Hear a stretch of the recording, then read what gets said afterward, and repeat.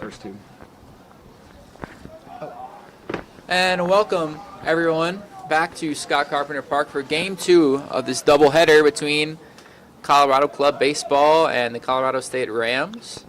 The Rams have taken the first two games of this series and are looking for a sweep of CU, but not if Ethan Richmond could say anything about it, as he is starting on the mound to face off against Mark Klein, who led off Game 1. As it looks like we have another lineup issue, maybe. Manager Reynolds is over there handing the lineup card over to the ref. Yeah, so I'm Harrison Simeon, joined by Alex Roberts on Sco Buff Sports. As the Buffs have, it's been a bit of a struggle lately, at least in the first two games of the series, dropping Game 1 of this doubleheader 13-12 after they led 8-3. Well, the Rams scored in every inning in that first game.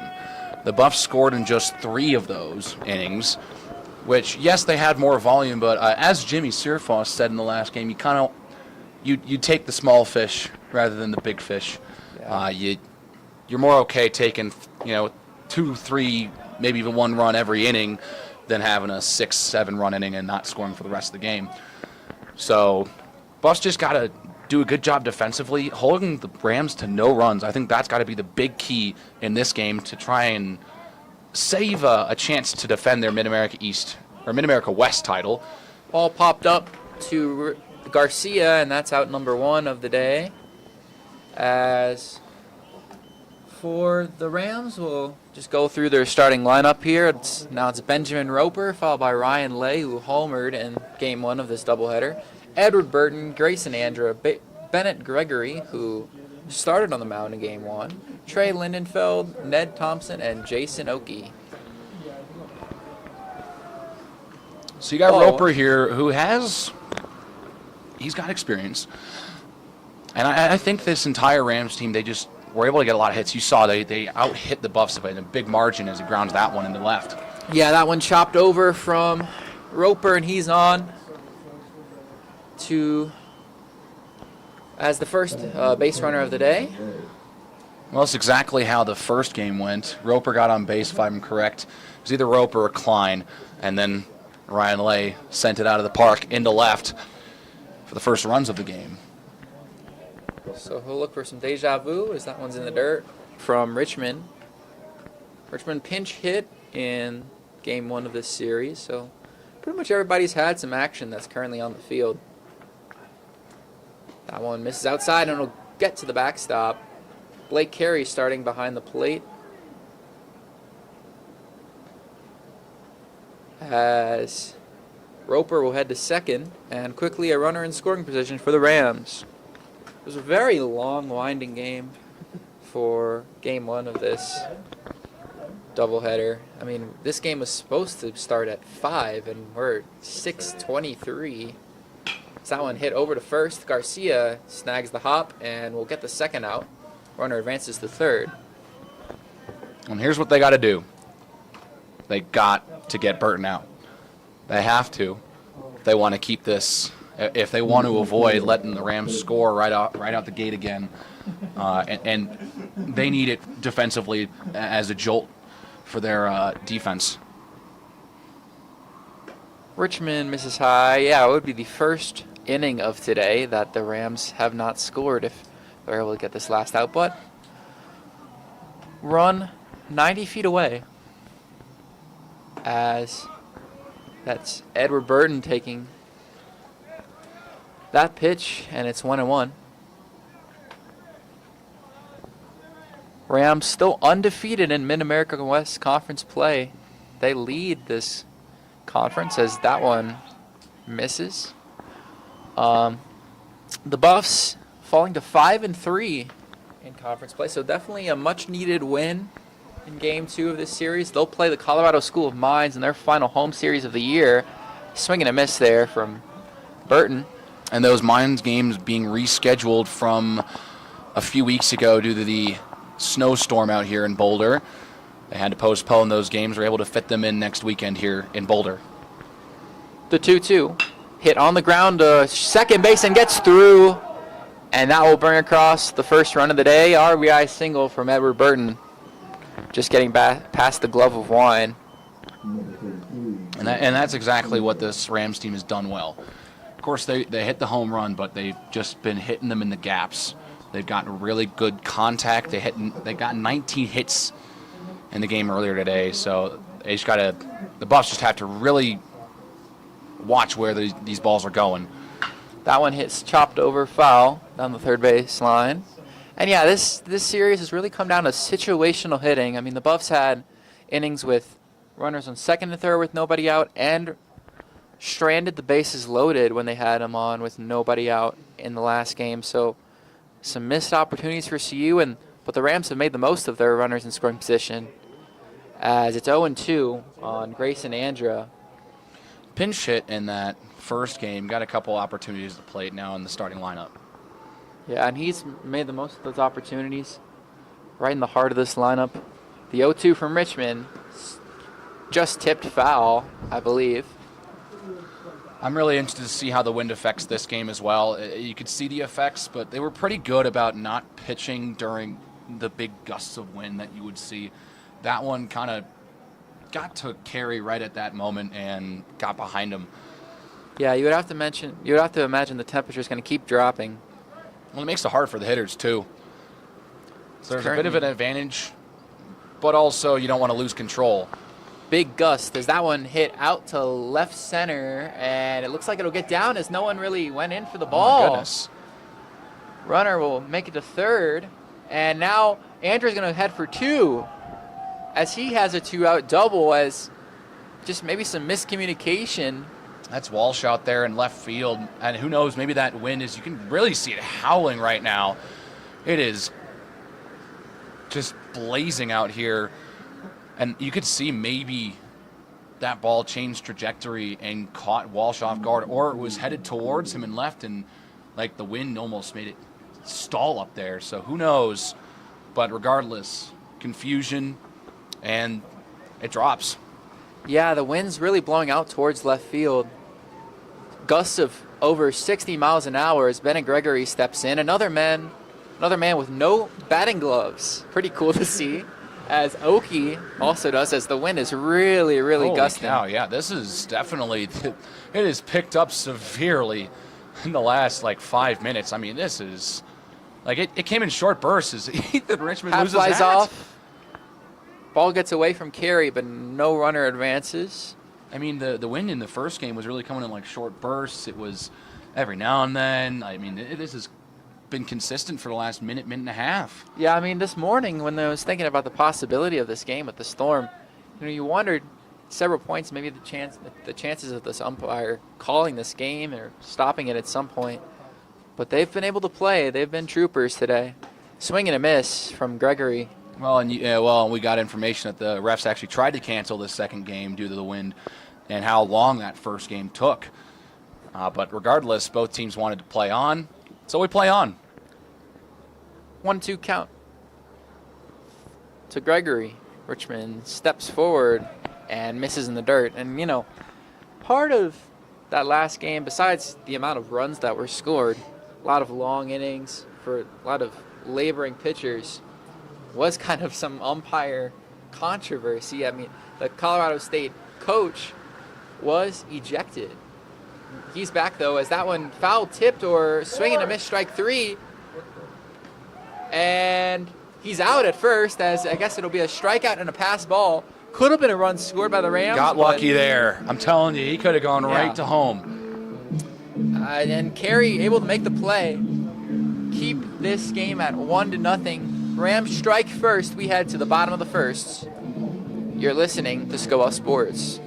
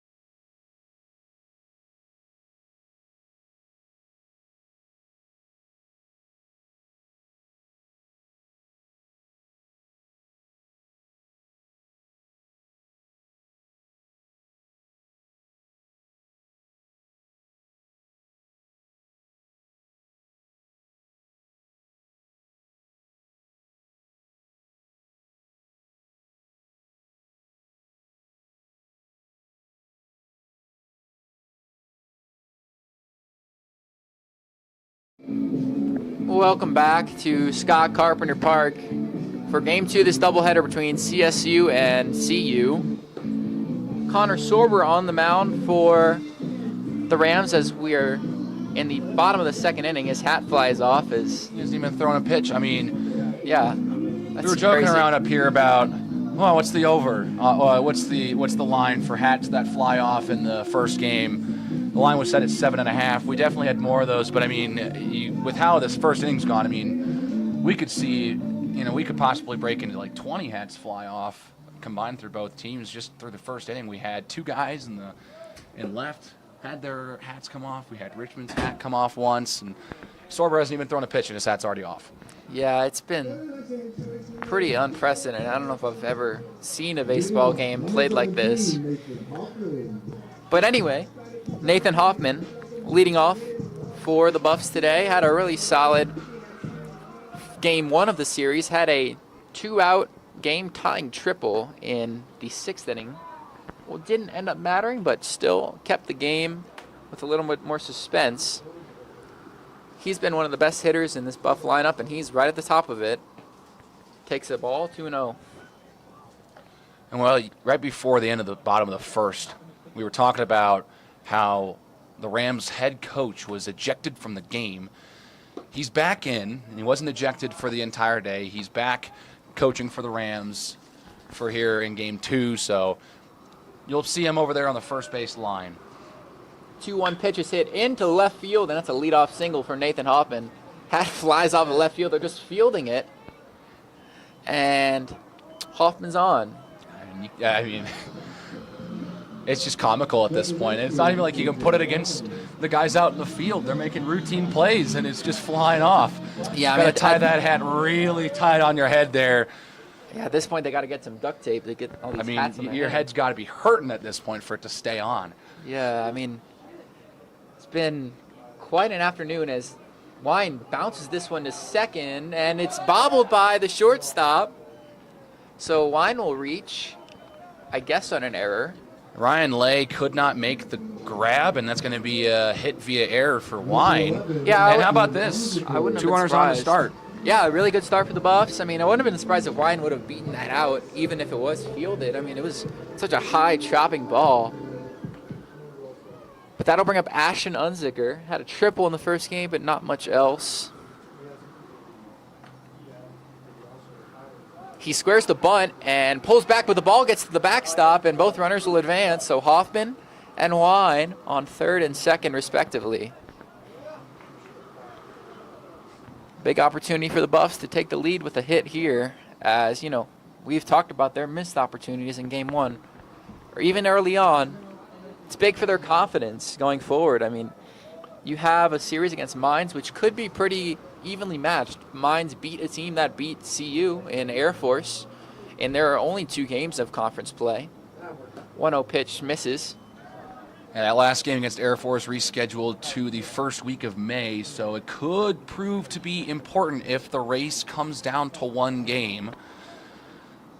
But of course, Air Force took 1 of 3 against the Buffs, so Air Force is a pretty good team. They can hit, so I wouldn't be surprised if Air Force puts up a fight against the School of Mines. They're playing Northern Colorado at the moment this weekend, but they're a team that's kind of struggled in their first year in the Mid-America West. Unzicker draws a 4-pitch walk, and that will load the bases with nobody out for Blake Carey. Well, this is exactly what the Buffs want offensively. First 3 hitters all on. So we'll see what the power threat can do. Yeah, it's a bit of a struggle for Sorber out the gate, a sophomore, one of the better pitchers on this Ram team, but it's kind of a one-man show in terms of their actual rotation, with Chase Brickley shutting down the Buffs lineup just last night. And well, Brickley's got an ERA of under 2. Connor Sorber has the second best ERA on this team with an 8.79, so it's just, when Brickley is starting, this team is so much better, because then, it opens the door for them offensively. They don't have to get into the 13-12 shootout. They can win a game 7-1. Swing and a miss from Carey. Leaves him in a 0-1 count. That one hits him. And the plunk batter will score Hoffman from third. It's tied at 1. So first 4 runners all on for the Buffs. And that pitch almost looked like the wind carried it over towards Carey. It looked like he tried to curve it in, but it almost curved too much. So the slider ran in on him, and quickly, without even an out being recorded, CSU coaching will bring the infield together. It's a huge moment here early in the game. Of course, CSU took a 3-0 lead in game one before the Buffs' 8 spot in the bottom of the second. So they're trying to get off to a good start again. And they're off to a good start here. I think it's just they got to get some control issues here for Sorber. Yeah, before we continue, I did want to apologize for some of the technical difficulties today. I know we wanted to get to you on the sideline. We've been trying out, a second camera angle, which, it's really cool in theory, and, I think would be amazing if we were able to get that done. Not quite able to, Well, it would be great just for the perspective of the game here, too, as you get a second angle maybe of home plate. Garcia chops this one into right field, and that will score 1 run. Here comes Unzicker, and he will score. Carey over to third, and Garcia over to second. It's a two-run double for Andrew Garcia, and the Buffs take the lead 3-1. Still nobody out, by the way. Tell you what, the top 5 in this lineup for the Buffs have been consistent all year, and there's a reason why. Pretty much game in, game out. Pretty much the only exception being the game we just witnessed, where the top 5 batters: Hoffman, Wine, Unzicker, Carey, Garcia. Yeah, I mean they certainly have plenty of experience with the team, and this was a team that was in the NCBA World Series last year, but in a bit of a I wouldn't call it a down year yet because there's still so many games to play, but not just waltzing their way through the Mid-America West like they have in the last few years, as Sam Wayamura steps to the plate for his first at-bat of the day. And this conference has gotten a lot tougher. Of course, CSU now 5-0. They took care of Northern Colorado last week. And you got School of Mines in there as well. This one out into center. This one might get down into Will. Bobbled in center. They will hold Garcia, but Wayamura, in his first at-bat, after just pinch running in game 1 of this series, gets the second, and another run will score. It's 4-1. Still nobody out, too. Yeah, I mean, they've really threatened. They've just completely rocked Connor Sorber out of the gate. And, this is kind of a inning that the Buffs have needed. When they score in bunches. And still with nobody out, that brings up Ethan Harnish. That one finds his own. Yeah, Harnish pitched in the game last night for a couple innings. He did fine. Yeah. In a relief effort. I think it was the third of 5 pitchers the Buffs ended up using. That bullpen struggled last night, and he let up 3 runs. But he's looking to get it done here on the plate. And I apologize, I said his name wrong. It's Evan Harnish, not Ethan, as he fouls that one away, 1-1. As the Buffs have a 4-1 lead, still no outs recorded by the Rams. And a chance for a couple more with Garcia and Wayamura in scoring position. That one just doesn't quite bend back into the zone. A lot of good movement on it, but just a frustrating inning for Connor Sorber. This CSU team has a lot of youth. He's a sophomore. Many underclassmen on this squad. As he finally finds his own, it's... Wait, what? Yeah, that was strike. Yeah. Strike 3. Oh, and my mistake there. That was strike 3. So I had everyone here in the booth confused. Yeah, just scoreboard malfunction. I just misjudged because the umpire today. It's just a mistake. Yeah, the umpire has been very subtle today, I will say. Something very funny as Jared Walsh steps to the plate with 1 out now. First out of the day recorded. Can't believe they have a Texas Ranger batting for him now. Yeah, Walsh, not to be confused with the current major leaguer. In an 0-1 count. currently playing for the Texas Rangers, the reigning world champion Texas Rangers. If Jimmy was here, he'd be ecstatic hearing that. Well, I know Walsh played and left. He entered. I don't think he recorded any at-bats, but he came in to pitch as well. That's my mistake. He pitched in last game and did a decent job. That one up the middle, that will at least score a run. It'll get through the shortstop. Wyatt Mira will score, and Walsh will go to second, and it's another error for the Rams. That one just megging the shortstop, and it's 6-1 Colorado. Number 13, Mason Bailey.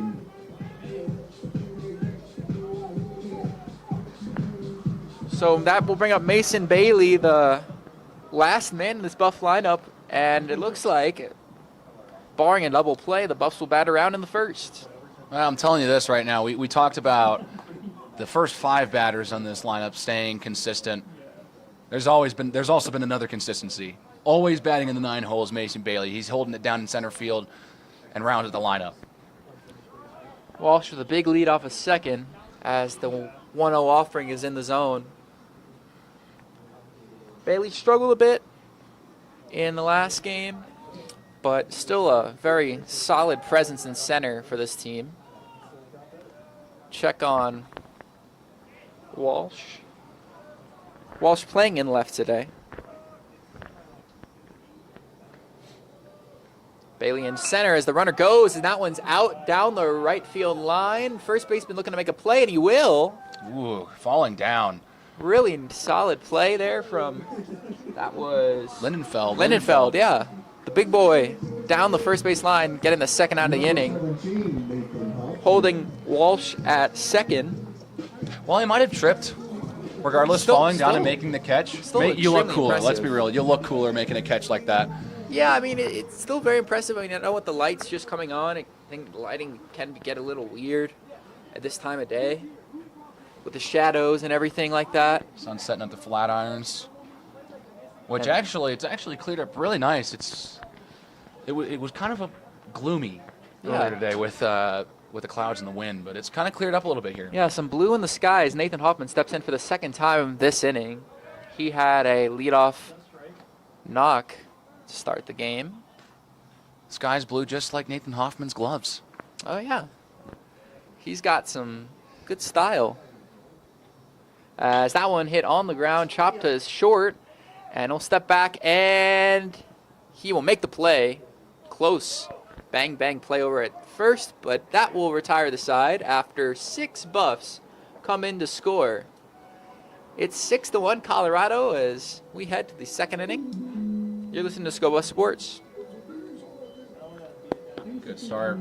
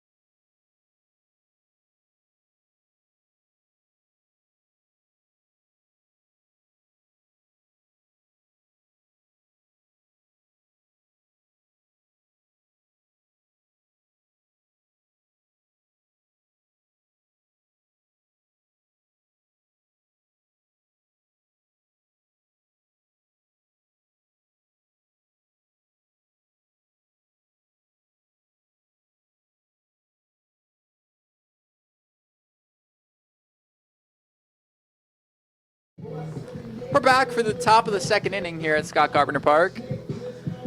Buffs lead the Rams after dropping the first 2 games of the series. They're up 6-1, but don't count out the Rams just yet. They faced the 5-run deficit early in game 1 of the series, trailing 8-3, and they were able to come back to win that one 13-12. So it'll be Trey Lindenfeld, the first member of the team to try to dig them out of this hole. Well, and Harrison, what was the key to CSU's comeback? Scoring in every inning and holding the Buffs scoreless, just chipping away little by little. The Buffs cannot let them do that today. That one out to right center. Hoffman under it, and that's out number 1. So a quick out to start the second for Ethan Richmond. Bringing up Ned Thompson. That's the first time we've said his name today. First time we've seen him this series as well in the lineup. Be interested to see what he can do at the plate. Rocking the hoodie under his jersey as he takes a strike.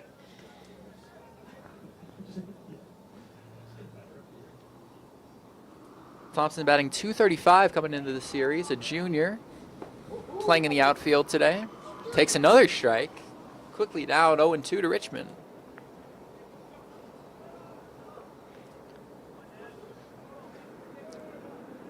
So the wind really gusting away as that one's in the dirt. It's kind of a pitch they wanted Thompson to go fishing at, but he didn't bite.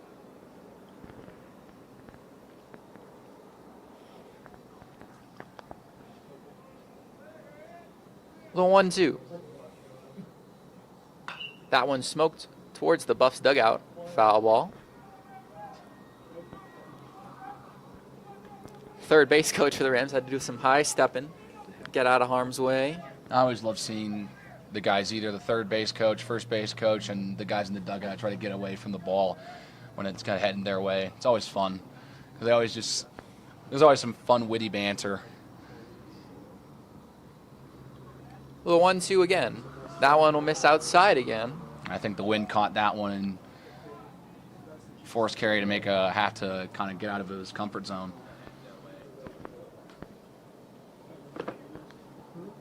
So Thompson fighting to stay in this at-bat. Worked himself into a 2-2 count. Righty on righty matchup. Richmond misses this one well high, and the count's full.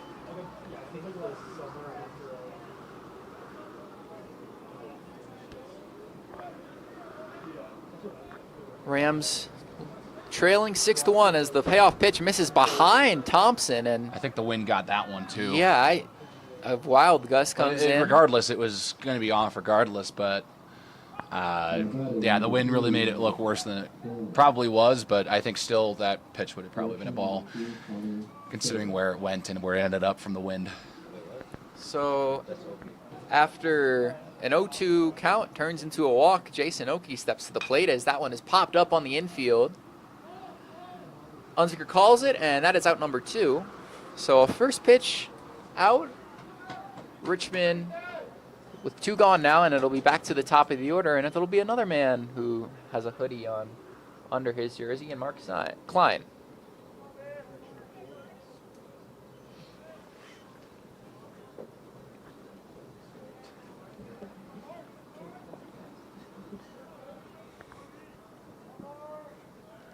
We'll check on Thompson over at first.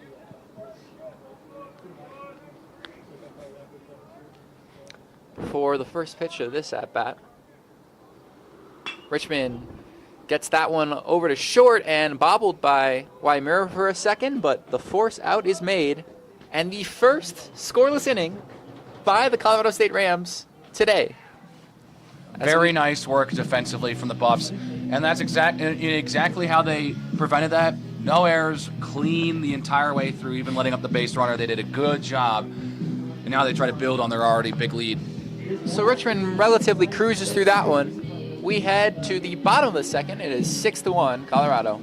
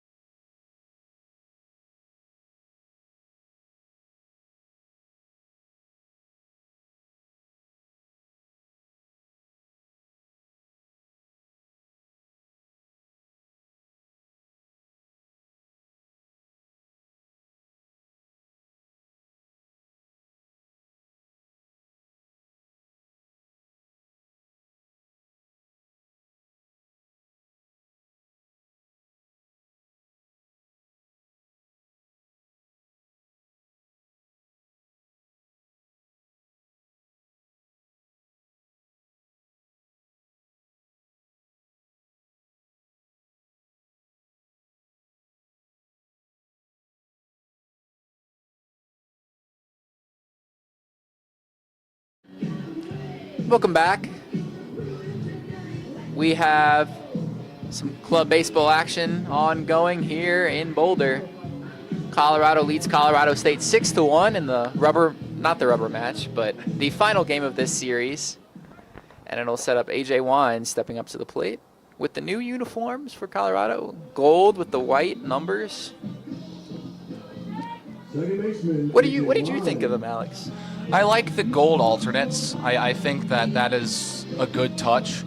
You don't really see a lot of primary gold uniforms here at the University of Colorado. A lot of black and white, or if it's gold, it's a white primary with some gold numbers, or black and gold. You don't really see the gold be the primary focus of a uniform set. One thing I'd love to see them try and do, at least some team, either whether that be a club team, a varsity team, embrace the university colors, silver and gold. I do know that.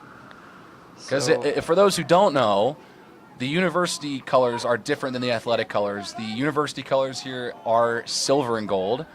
The athletic colors have become black and gold over the years. So that second pitch of the at-bat, Coach Reynolds will come in and ask him about it. I believe he called it a ball and changed his mind. So Wine in the 0-2 count, Reynolds will discuss. Definitely had a bit of a more calm temperament compared to what we saw from the CSU coach. Well, and not only, Reynolds early in game one had a moment where he ran out to express his opposition to a call. 0-2 pitch misses high. I will say what's interesting with some of the buffs here, Wine being one of them, but a couple others have been really wearing the gaiters to kind of prevent them with the dust and keep everything going, kind of keep their faces in a warm state. Yeah, I imagine it's pretty cold down there too, so, the hoodies under the jerseys, definitely the move right now. Several guys on both sides doing that. Wine in a 2-2 count, chops this one over to first. Oh, and bounces through the first baseman's glove, and Wine will reach again on a kind of wonky but still true infield hit. Yeah, error there from Lindenfeld. It hit his thigh, I think, right off the glove, and Number 11, Ashley. I guess he lost track of it. I mean, we saw it several times yesterday where a couple throws from the buff shortstop, which was Waimura last night, hit the lip in between the grass and the dirt, which caused the ball to slow down and get the couple more base runners for CSU. So now Unzicker steps in.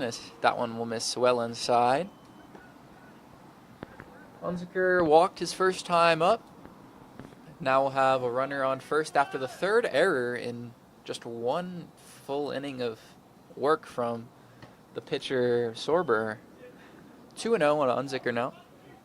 Nearly hit him on that pitch. He ducked out of the way. But he's in it. As you said several times, this is a hitter's count right here. Yeah, and I'm, Hayden Abrams still working. I don't know if he's worth working in between the game 1 and game 2 as that one finds his own. But I would like to believe that we're just warming up that pen for like 50 minutes at this point. You gotta, I mean, get warming up, but if you're warming up for that long, you gotta hope that your arm isn't completely shot by the time you're in the game. Swing and a miss on the 2-1. Unzicker pretty late on that pitch, now in a 2-2 count. Sorber, after giving up 6 in the first, trying to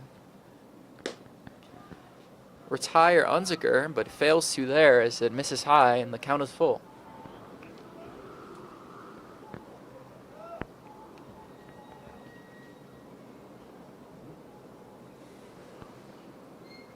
Wind blowing, runner goes, and that one will miss outside, and it's Unzicker's second walk of the day. Just floats his knee guard over the dugout, which, I mean, you can probably do that here now with the wind carrying over in that direction. And in steps Blake Carey once again with a good start to the inning for CU. Runners on first and second, nobody out. And I will say, I love Blake Carey's walk-up music. Yeah. My occasional favorite walk-up song, the one that gets stuck in my head the most, is actually AJ Wine's. I really like Copacabana. Copacabana, and then Pour It Up by Rihanna. And the All-American takes ball 1.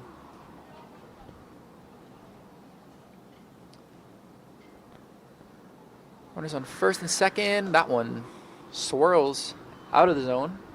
2-0 as the wind is constantly swirling. Yeah, it's been definitely like this. picked up. It feels way more consistent. This feels more like what we had thought and what expected coming into today. Of course, the wind was a factor in Game 1, but I mean, at this point now, we're starting to see a bunch of trash bags just start flying around. You know, we got a couple stuck on the netting over here. That one just catches the outside corner that we haven't seen too much today from this umpire. It's 2-1. As, you know, something with all these stuff flying around, we haven't seen too many balls fly around. Just one home run today for either side. That one hit into left, and that one will get down. Carey will bring in a run, and it'll get past the left fielder. He overran it. 1 run scores. Here comes another. Carey glides into second, and the Buffs lead it 8-1. Yeah, that's a tough break for Jason Oki out there and left. It was the right idea, run by it, try to snag it as you're running by it, but it just hopped right by his glove and got to the wall. So Carey brings in a pair, and that brings up Garcia again as the Buffs have gone off to the races to start this game once again. Having put up 8 in the second inning last game, and already have this game, obviously I don't want to even mention it at this point because of how much the CSU offense was able to score last time, but creeping up already towards a mercy rule territory. I don't know if there is a mercy rule with the I guess after the 5th it would be? It would be after the 5th there would be a mercy rule, but we'll see. I mean, they've got a 7-run lead right now. Yeah, and they've really just dominated against Sorber. He's still out there. 0-1 pitch misses well outside. Would have hit a right-handed batter, but it's 1-1.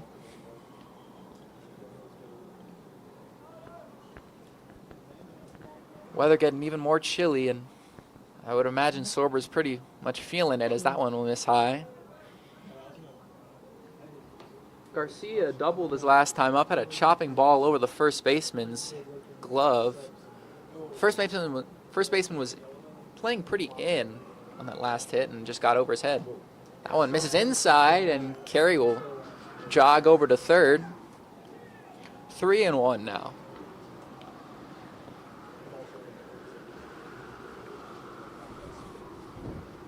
I mean, just to see what Garcia can do here. In a 3-1 count, nobody out, runner on third. I mean, he's in a great situation right now. Three 3-1 pitch misses, and runners on the corners. Still no one out in this inning. That pitch definitely looked like the wind carried that outside. Maybe he was trying to curve it a little outside, but I mean, the wind just carried that one way out.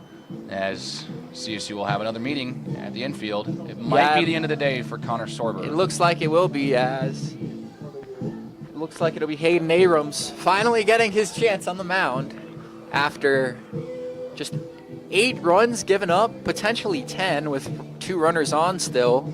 Just 1 inning of work, didn't get an out here in the second inning. Yeah, only gave up 4 hits, but tons of walks and just not able to find the zone and really struggling today. And so while Abrams warms up, we'll take a quick break.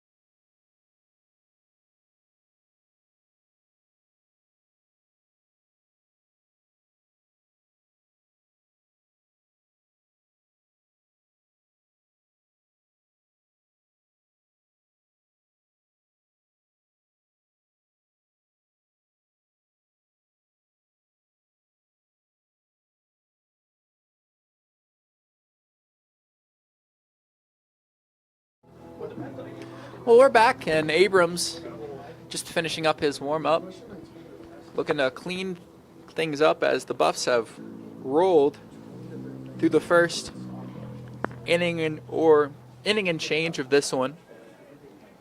Well, this will be interesting. Sorber had more walks than strikeouts coming into the game, but he had 10 strikeouts. He had been able to strike some people out. Abrams doesn't have many strikeouts, but has limited the damage in terms of walking batters.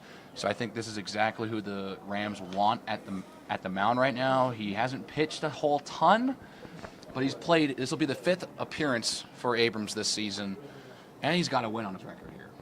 And he'll face Sam Wyamura in a 1-0 count. Garcia on first, Carey at third, and he gets a swing and a miss. Yeah, and it was a rough day for Sorber. 48 pitches, 3 walked batters, and 3 errors in the field for them as well. So, not all on him. Yeah, not entirely. It's just been tough sledding all around for the Rams, who really made a statement beating the Buffs in the first 2 games of this series. That one in the dirt. CU looking to get at least the consolation prize of a win in Game 2. Well, that consolation prize is a little more important than you'd initially think, as it really keeps them in the race for the Mid-America West, because if CSU is able to get to 6-0, it's going to take a miracle for the Buffs to try and win the conference here. Their conference record stands at 5-3 for the Rams, 5-0. You got to strike them down here if you want to try and get back in this conference race. Yeah, and I mean, you would have liked to win both of these games after, last night. Just some wild scenarios. I mean, you had the power go out after the second inning.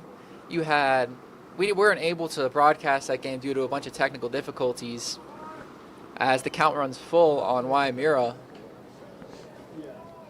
And we're able to get it going today. Still struggling with the scoreboard a little. We got something going. It's better than nothing.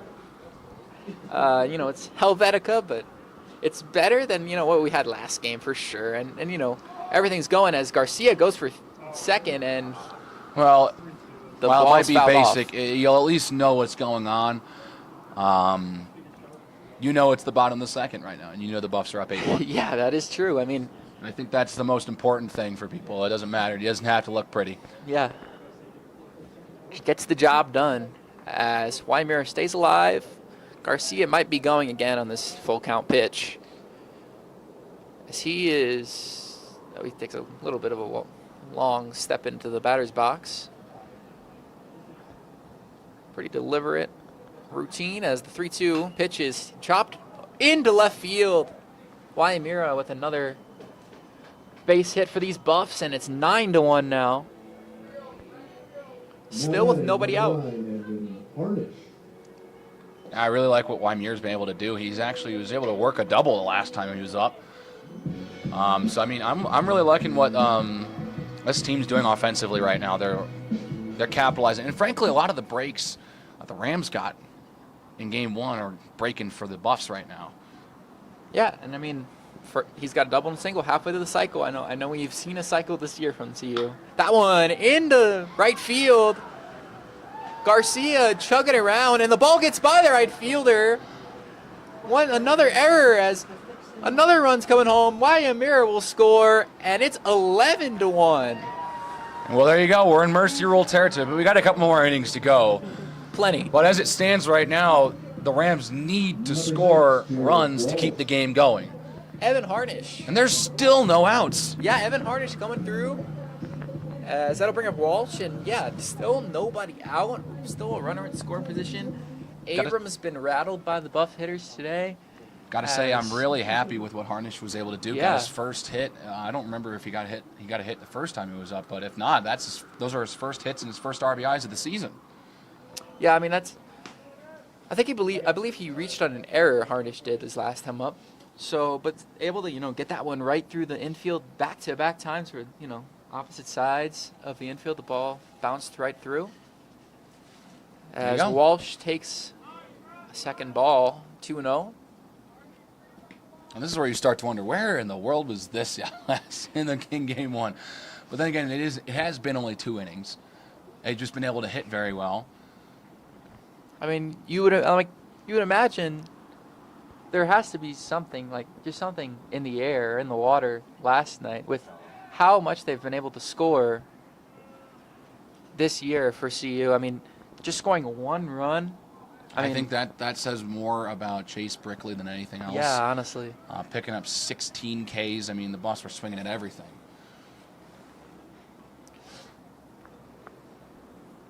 2-0 to Walsh. Will miss. No, it's and not 3-0. super atypical for Brickley. Is last week against the Northern Colorado Bears, he didn't pitch a complete game, but he did pitch 9 innings over the 3 games and picked up 15 strikeouts. Another man warming up in the Ram pen as the 2-1 is outside. The last pitch was a strike, and now it's the third ball. 3-1 on Walsh.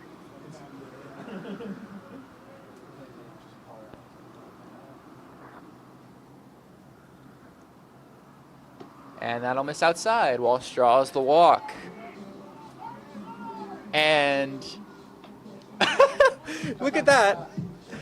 Harnish just jogs over to third as the pitcher didn't even notice. Wow. He was like, I mean, he's even acting like, I had no idea how that worked. Coach Reynolds just Like, all right. chuckling over at third. And Walsh will go, and he Slides makes it in in safely. safely.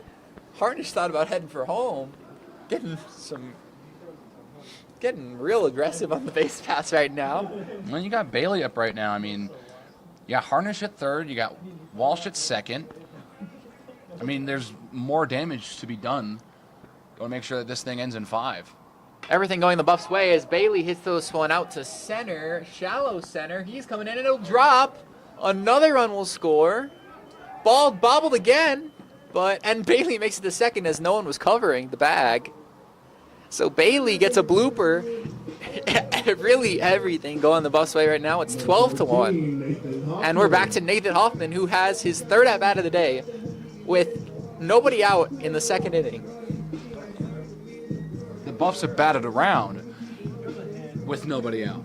I mean, if Hoffman gets on safely, scores one more run maybe, A.J. Wine will have let off the inning and will bat a second time, still nobody out. So after Bailey's hit, Hoffman takes a ball.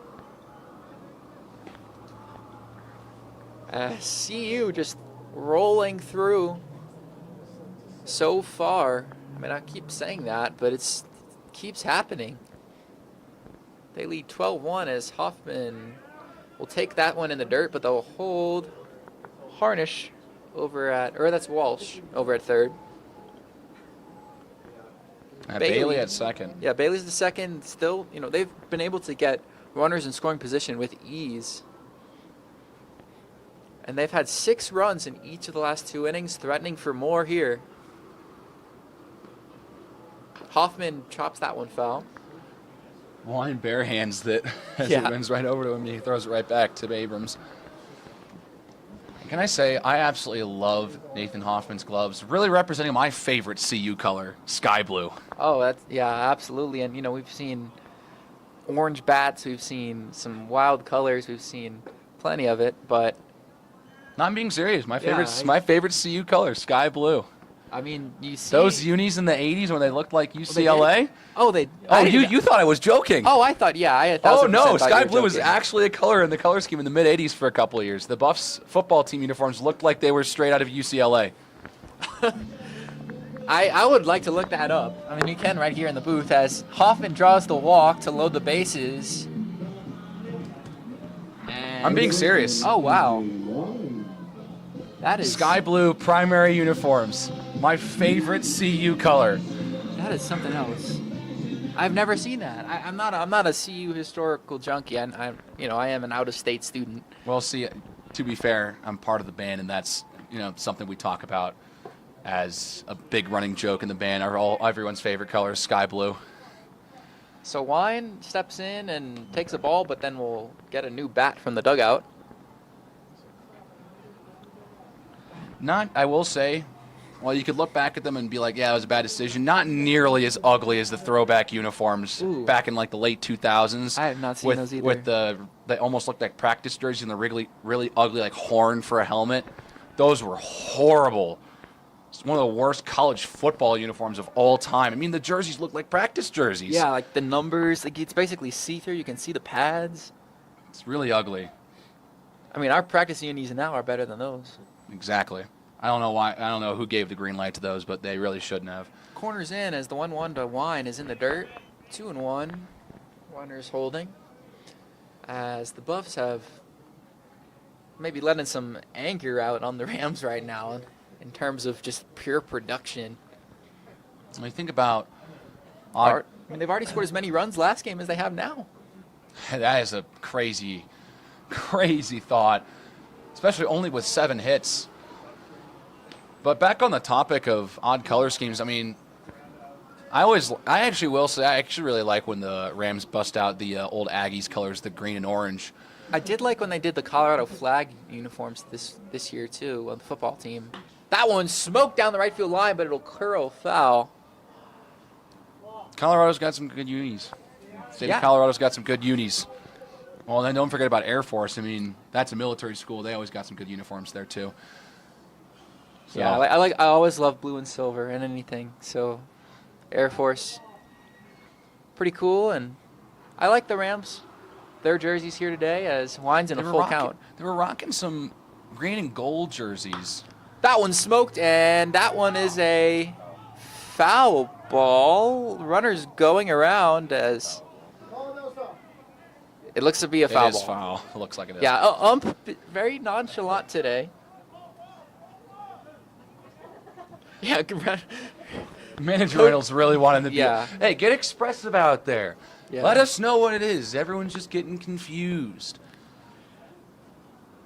It has been a bit of a topic of discussion because, I mean, there have been balls that, he changed his kind of mind on. There was one where, that play where the CSU manager got ejected. He was called safe, then called out, then called safe again. Full count again. Chopped over to short and overran it. Everybody's safe, and another run scores. Oh, and now throw the third is behind. Well, Ryan lays over there at shortstop. I don't think that was the right idea. He tried to go backhand with it, and that's what caused him to struggle with it. I don't. Yeah, Lay's had a good day of hitting. He struggled at short. Really rough in this game short. specifically, there wasn't any glaring issues in that last game, but I think just overall the fielding struggling. Buffs have 13 runs, 7 hits, but 5 errors by the Rams. So it's 13-1 now as Unzicker steps in for his second at-bat of the inning. This game off to a wild start. Corners in as Hayden Abrams really struggling out of the pen. I mean, we talked about how long he was warming up. Unfortunately, it doesn't look like it's really helped them all too much. Not at all. Unzicker's in a 2-0 count.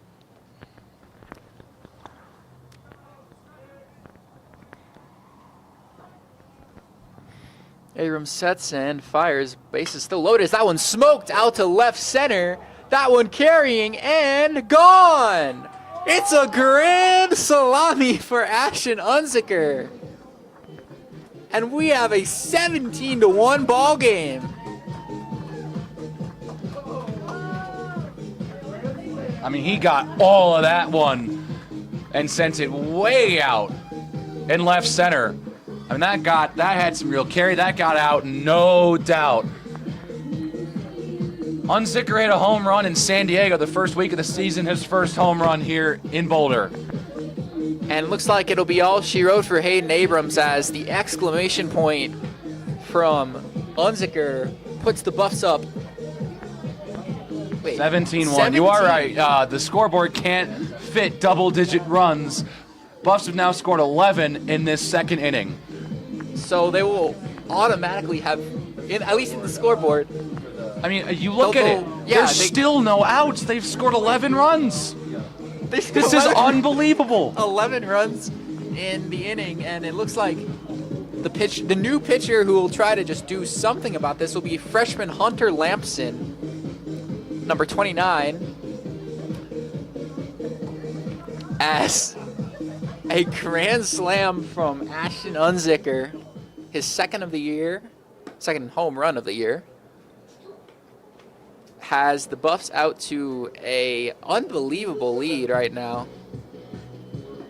That it says it's 8-1 on the scoreboard. It is 17-1. I am stunned right now. It's so bad that the scoreboard operator can't even, like, they have to figure out some way to put like the runs in the next inning before it's even started. But it's unbelievable. I've never seen anything quite like this. I know they've had some crazy innings before where Air Force had 20 runs in one game to Mercy Rule CU, but this time the Buffs on a very, very sound trajectory.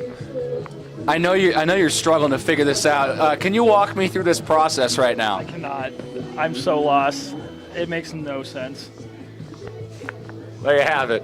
It makes no sense. Yeah, we have to appreciate the scoreboard operator right now. This is a very tough job to get the right score down, as it'll be Matt Pritchard already. Oh, now we have 24 runs. That's definitely not it. I think we should just call it there if it's already 24. I mean, why don't we all just go home? I agree. As it's Matt Pritchard stepping in as the pinch hitter here. Blake Carey exits already after just playing. An update. 2 innings. He's in the trying. field. He is very much trying. We're at 15 now, as that one's in there for a strike. So Pritchard coming in for Carey. He's actually going to be sitting for a little bit. Carey really hasn't done a lot of sitting in the dugout, because when he's not catching, he's been the DH all season long. So this is a rarity. And we got it. It is now 17-1, the proper score of this baseball game. Good job. Did it.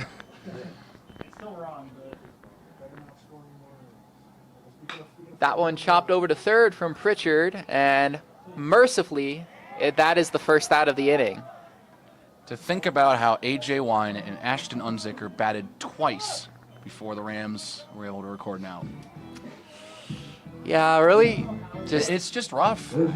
I mean, you have to imagine that exclamation point kind of at least cleaned the slate off for Hunter Lampson coming in.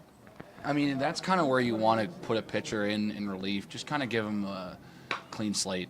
That one over to first, bobbled by the first baseman, but they'll make the play, as that's quickly 2 outs now. So, well, there you go. Nice start for Hunter Lampson. I mean, now pitched 2/3 of an inning, 2 up, 2 down.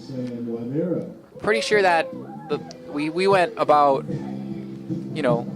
20 minutes or so without an out being recorded in this inning. I mean, I wouldn't be surprised if that was close to maybe a half hour. I mean, that took forever. And then the next 2 outs are recorded in. Oh, that's a foul ball. He calls a foul.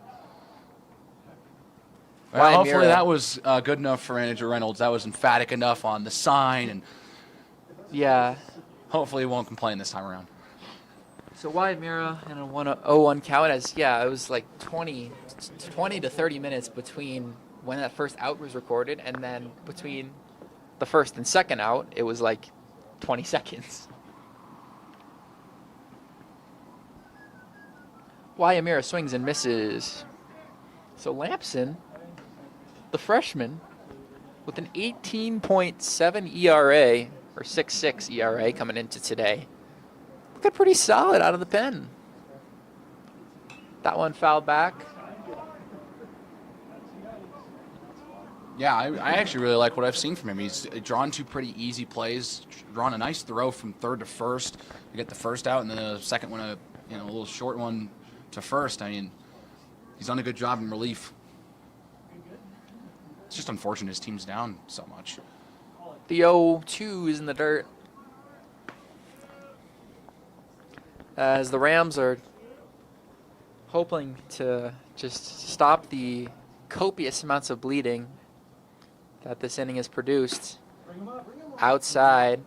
I mean, at this point, they're bleeding out. Yeah, I mean, I was gonna say that, but it's still the second inning. It's true. It's true. It is still the second inning.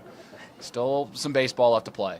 That one, strike 3, and an inning for the ages for CU as 11 men come around to score. It is a 17-1 ball game as we head to inning number 3. I have nothing left to say. You're listening to Scuba Sports.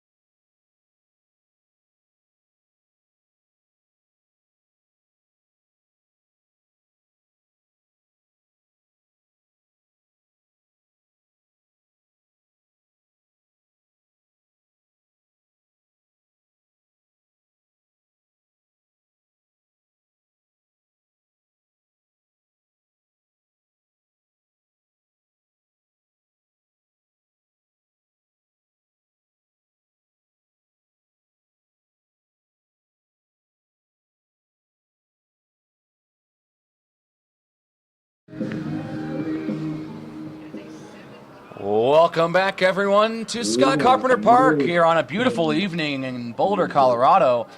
Sun's starting to set. We started at 3 p.m. It is about 7:30 as we hit the third inning of Game 2 of this doubleheader. Just into the 10th inning of work from both of these teams. Crazy that it's been over 4 hours and we've only completed 9 innings of work.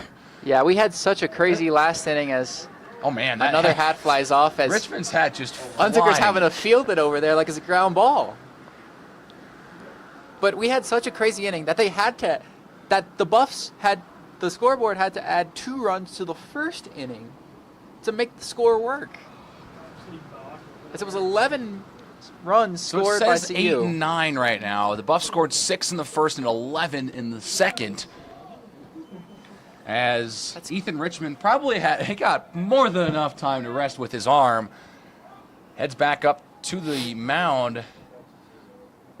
As that one misses the zone for ball 2 as he's pitching to Ben Roper, who's catching today for the Rams. Yeah, probably had a long inning behind the plate, but, with Richmond, not batting today, just on the mound, a long time to wait in between those innings, you have to wonder about rust.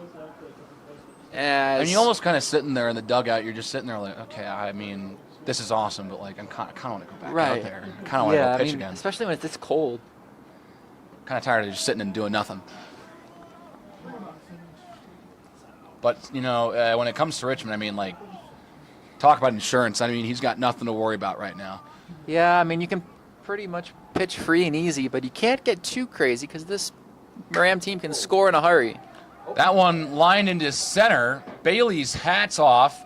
He's going to fire it over to second. Bailey's hat ended up in...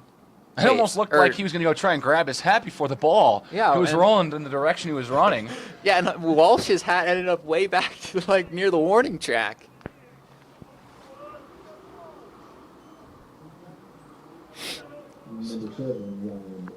So Roper gets on with the single.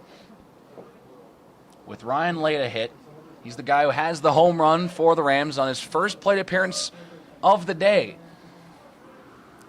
And he scored the first runs of the day for either side in Game 1 with that 2-run home run. Yeah, just 2 homers this series so far, as it was Lay in Game 1 in the first inning of Game 1, and then Ashton Unzicker with the exclamation point of the 11-run inning just moments ago. Lay lines this one right into center. It's another base hit for the Rams. 2 on, nobody out for Colorado State. This is exactly what they need to try and even find a way to claw back into this game here. Yeah, I mean, good start to the inning. Not 2 hard hit balls. And at this point, for the outfielders, I don't even know if I would wear hats anymore. So a new batter, Burton. And it looks like a new pinch runner as well. Yeah, Burton not going to be hitting now. Pinch runner is Cooper Harn out there taking second base, and Dean Vance will step into the batter's box after doing a little work on the mound in Game 1. Yeah, and it was Harn that pitched as well. So 2 relievers from Game 1 go into the game on offense. It will be another pinch hitter after Vance as well. It's number 10. It's like Nolan Young. That'll be the first time we see Young. Grayson Andrew was a pinch hitter in Game 1. Just had 1 at bat in his starting role. So here's the 2-0 to Vance. Swing and a miss.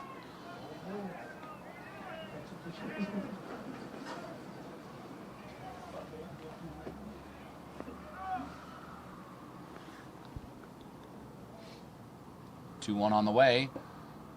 Catches his own for strike 2, and Richmond looking for the strikeout here. Yeah, Richmond's got to just calm down now. I mean, you were sitting in the dugout for so long, had to probably kind of try to keep yourself warm in any way you could. And now you got 2 runners on. You got to make the most of this. That one misses the zone. Count's now full with nobody out and 2 runners on for the Rams. I mean, for Dean Vance. We talked about how the Rams can score. I mean, it was a miracle when they didn't score just last inning. It was their first time. That feels like forever ago. Yeah. I got to be honest. That feels like it was an eternity. And, you wonder about, they were able to score 4. I think that was the most they'd scored in any one inning. But they just clawed their way back in it, found ways to make things work. Trailed by as much as 5 last game. And he got him looking. Vance retired back to the dugout as Nolan Young heads out to the plate for his first plate appearance of the day. I was saying, I appreciate the ref for at least looking over and giving us at least a little signal for subtle changes like that. So another just Rams kind of going to the bench. As that's caught by Wymure at short, making the play, and yet another pinch hitter coming up for the Rams. It's Colin Russo up to the plate. Yeah, I was about to mention, I mean, they've had a lot of subs. I don't know if they're mailing it in quite yet, but there's another one on deck. You don't got to tell us, we got it. They're certainly, trying to mix things up. As it's been a good bounce-back few batters for Richmond. And it'll be another, Lawson Dave on deck now. So, pretty much a line change for these Rams, down 17-1. That pitch catches the zone for strike 1. I mean, if you think about it, the Rams are down to their last 7 outs. With they need to the score top of the 6 fifth. runs. It's not just like they got to score 1 or 2 runs. They got to score 6. And at the pace that they have been scoring in Game 1, it's not going to cut it. Yeah, you can't just especially be if like, they cannot score here in this inning. Right, you can't at this point be like, oh, we'll score 2 runs here, a run there. You've got to score at least. You got to have had like a 5+ run inning at least, one of them in this span to even make things interesting. Count sitting now at 3-1, 2 outs in the top of the 3rd. Colin Russo, batting for the Rams right now. And Russo's been walked. So the bases are now jacked for Lawson Daw, who comes in the 4th consecutive pinch hitter for the Rams. Dean Vance, Nolan Young, Colin Russo, and now Lawson Daw. And it looks like Ned Thompson is in the on-deck circle. So that'll end the theatrics here. So, yeah, Daw, not a bad option off the bench, batting .267 on the year and 15 at-bats. Has an RBI and a chance with the bases loaded to really get the Rams back into it at least a little more. That one gets by, and another run will score as Pritchard can't get to the ball fast enough. The speed from Cooper Harn proving efficient and very important as the Rams cut the lead down to 15. At least, it's still early, but it feels like, the Chris Paul that cut the lead to 53 kind of score. I mean, you hope to limit it at that. But still, they got a long way to go. That one misses high. And it's a 3-0 count for Lawson Daw. In danger of a 4-pitch walk is Ethan Richmond. Here's the pitch. Catches the zone, able to prevent the walk, at least for another pitch. It's a 3-1 count now. It looks like, so it'll be Thompson after this, and we'll see if Oki. That one low, ball 4, and the bases are loaded once again. Thompson back at the plate for Colorado State, looking to try and see if he can get in a couple RBIs here, really kind of cut into the lead a little more. Where does that miss? I don't know where that pitch missed. Maybe it's high, but that's at his belt.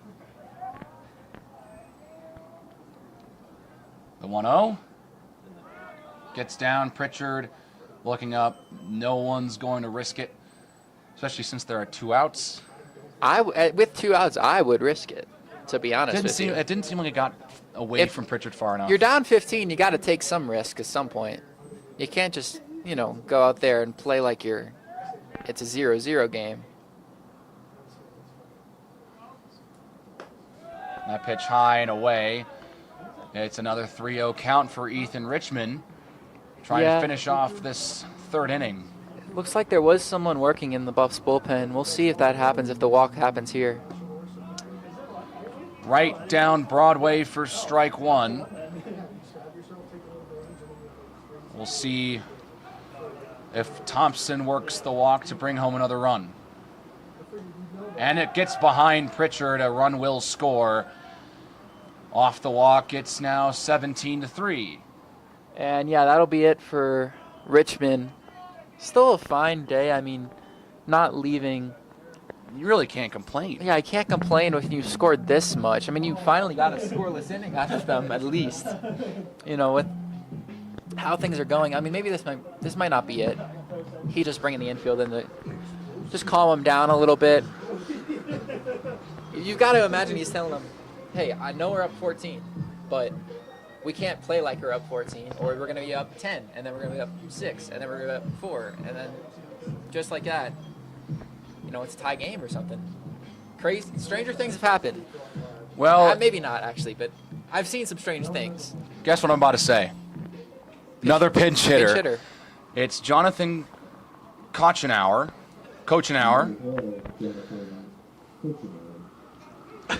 So we'll see what Kochenauer can do.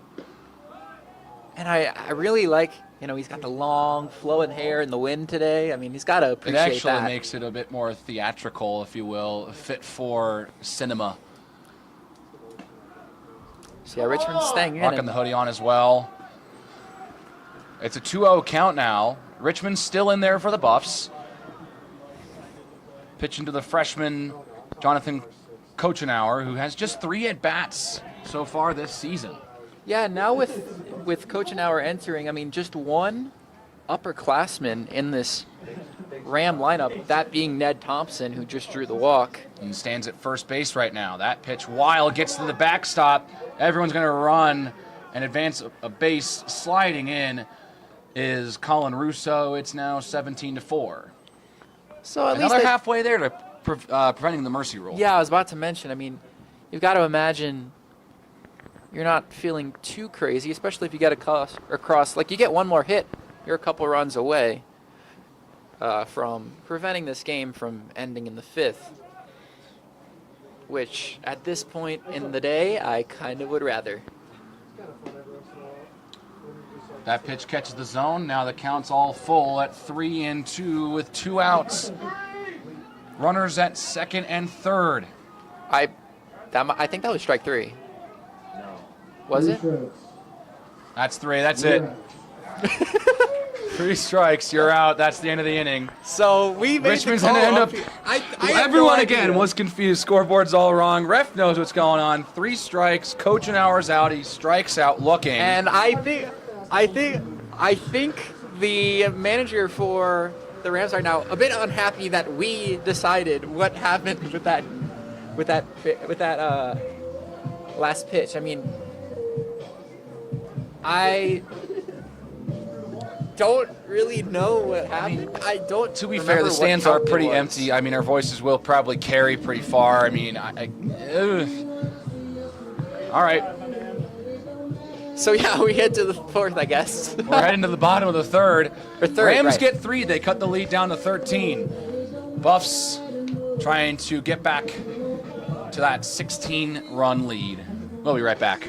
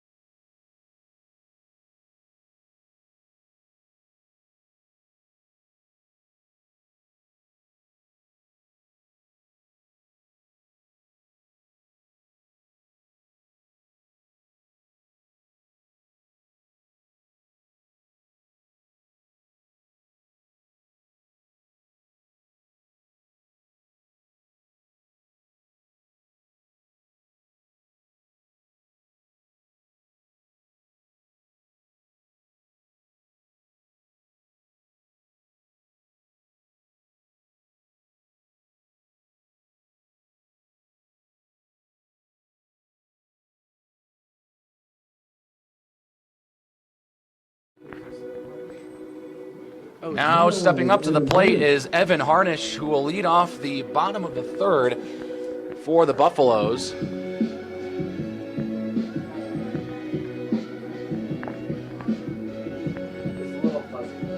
Seventeen to 4, excuse me.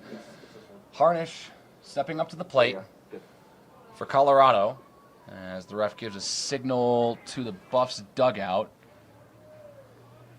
I'm not exactly sure what the holdup was, but well, here comes the first pitch from the Ram pitcher Hunter Lamson. It's low for ball 1. You never know with this umpire. I mean, it's been really inconsistent. The ref and just like last night, there's only one umpire. And while there were some fans who had issues, he was being consistent with what he was calling. right. Have not seen that today, Yeah. to be honest. It's been. Did he hit him? No, that did not hit him. It was close, but didn't hit Harnish. Yeah, it's just been a really weirdly called game. I know it's a tough job to be out there with, no umpires to help you out at first, second, or third. It's a 4-pitch walk for Harnish. He'll take first base as Lamson's hat falls off. I'm telling you this right now. I mean, the umpire almost tried to cancel game 2. Yeah, I mean, he probably didn't. Knowing that, I don't think he wants to be here that much. I hate to assume, but does he want to be here that much? We'll see.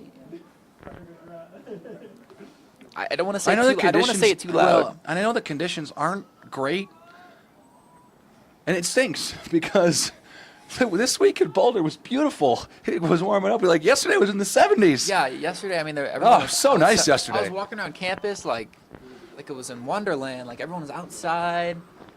Farron Field was packed. Yes, absolutely. And like past couple days it was like that, and now.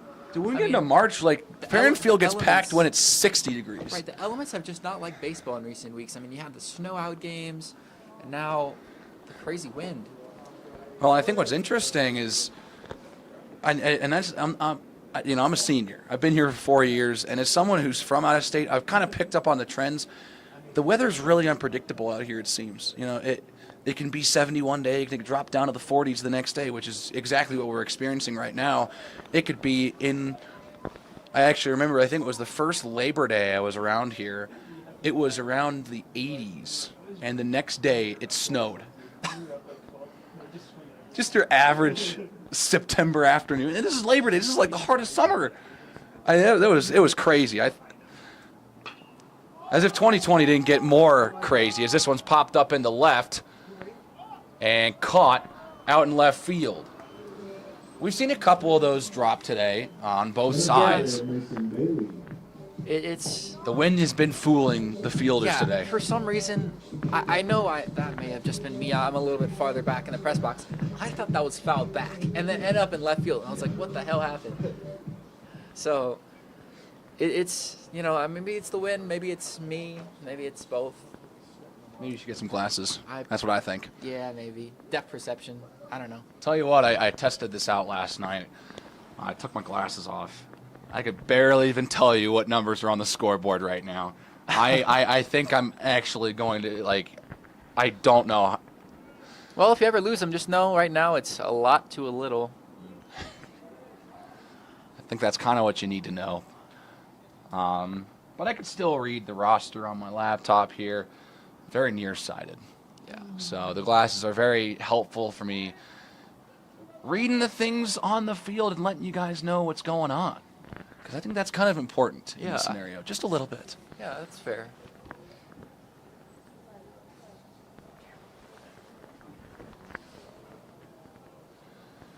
So it's a 2-0 count for the man wearing the gloves that represent or actually, no, it's Bailey.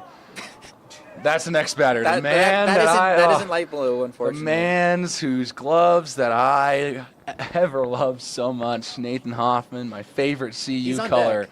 He's on deck. The sky blue gloves representing the true history of the University of Colorado.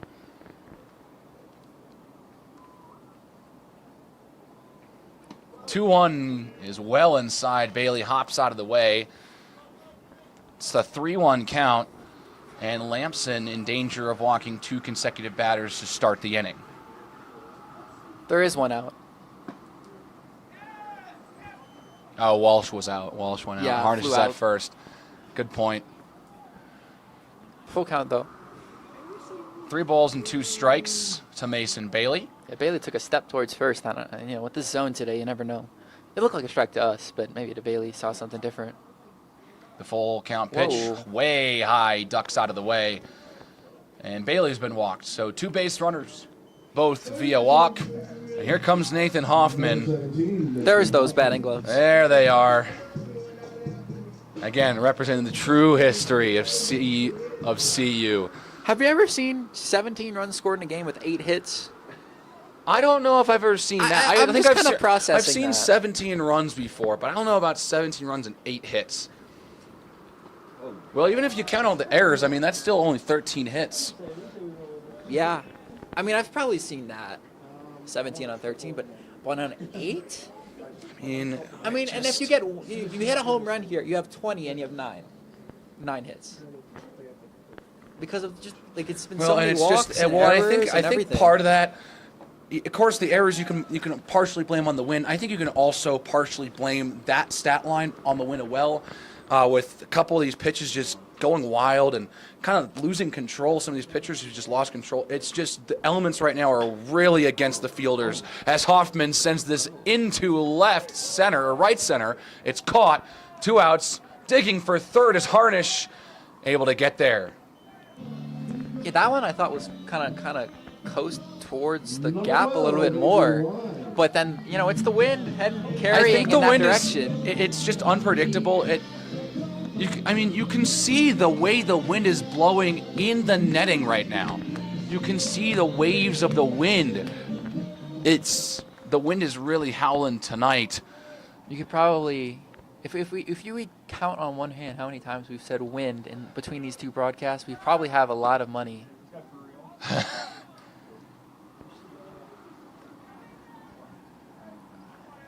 If we had $1 for every time. I messed up that phrase, but Yeah. either way, crazy game. Crazy conditions. Well, I think what's interesting is I don't know where I was going to go with that, I'm going to be honest. We're kind of out of stuff to ramble about already, and it's still the third inning. I'll tell you what, we're talking about wins so much. I want to pay homage to our faculty advisor at SCOA Sports, Jake Shapiro. One of the most famous lines that he ever spoke on a broadcast. You can't spell wind without win. How have I forgotten about that? So deep into this, so deep in the broadcast. Speaking of deep, that one goes deep in the left. It's caught. And that will end the bottom of the third. And weirdly enough, the Rams are able to blank the Buffs here, really stop the bleeding here. They actually go through a full inning, and they've actually improved their differential. Now sitting at 17-4, going to the fourth inning of play here in Boulder.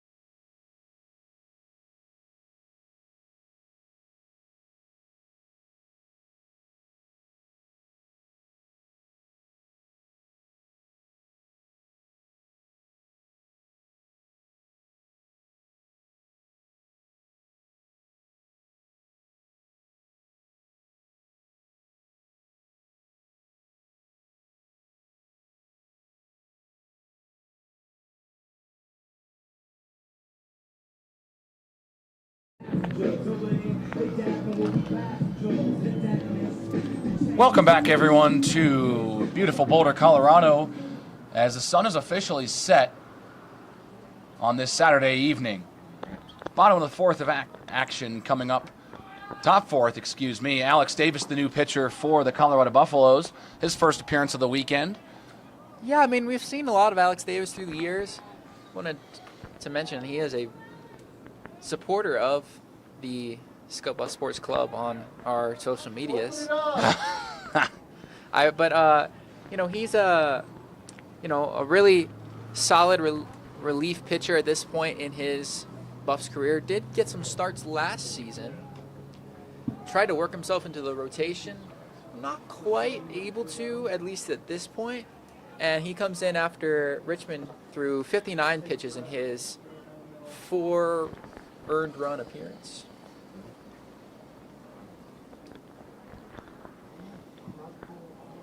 But Davis, a senior.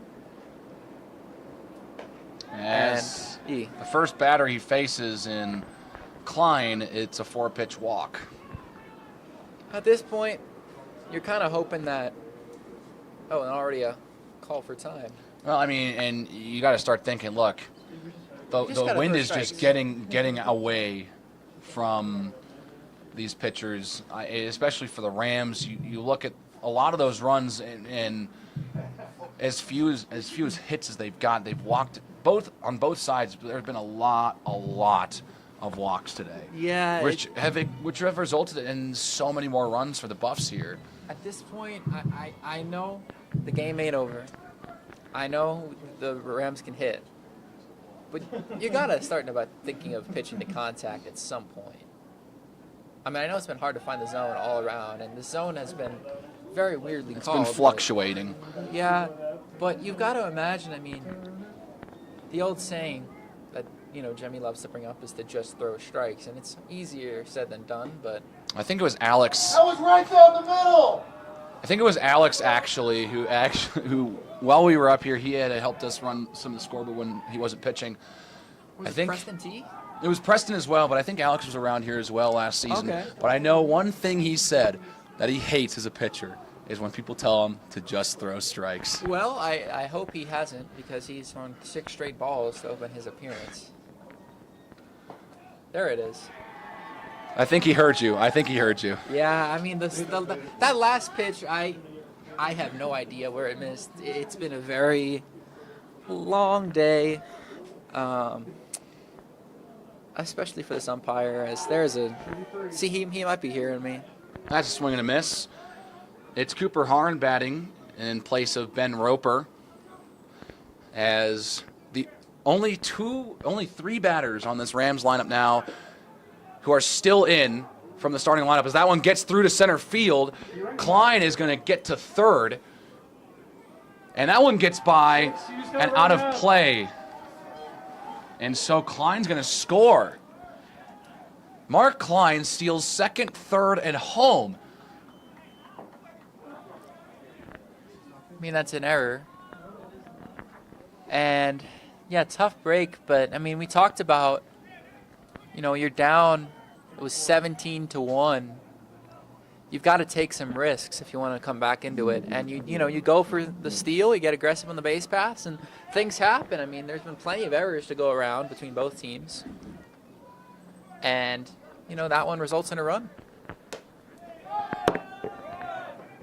So stepping in is, I believe, a new hitter for... And it's not Ryan Lay. It's... I do not know. There is no 34 listed on the roster. And I know they've had some jersey issues, so I imagine the person that's batting is somewhere on this roster. But regardless, number 34 is in a 1-1 count. On the roster sheet the Rams gave us, Aiden Flint's listed as 34, but he's already played and he was wearing 30, which is his normal number. So it could be just they ran out of jerseys and it's someone else on the lineup that we can't get to you guys at this point.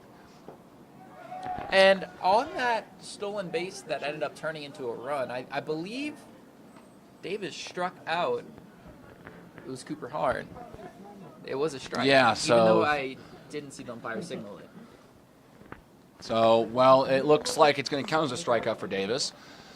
But with this pinch hitter right here, there are only 2 batters that are still in the lineup from the start of the game.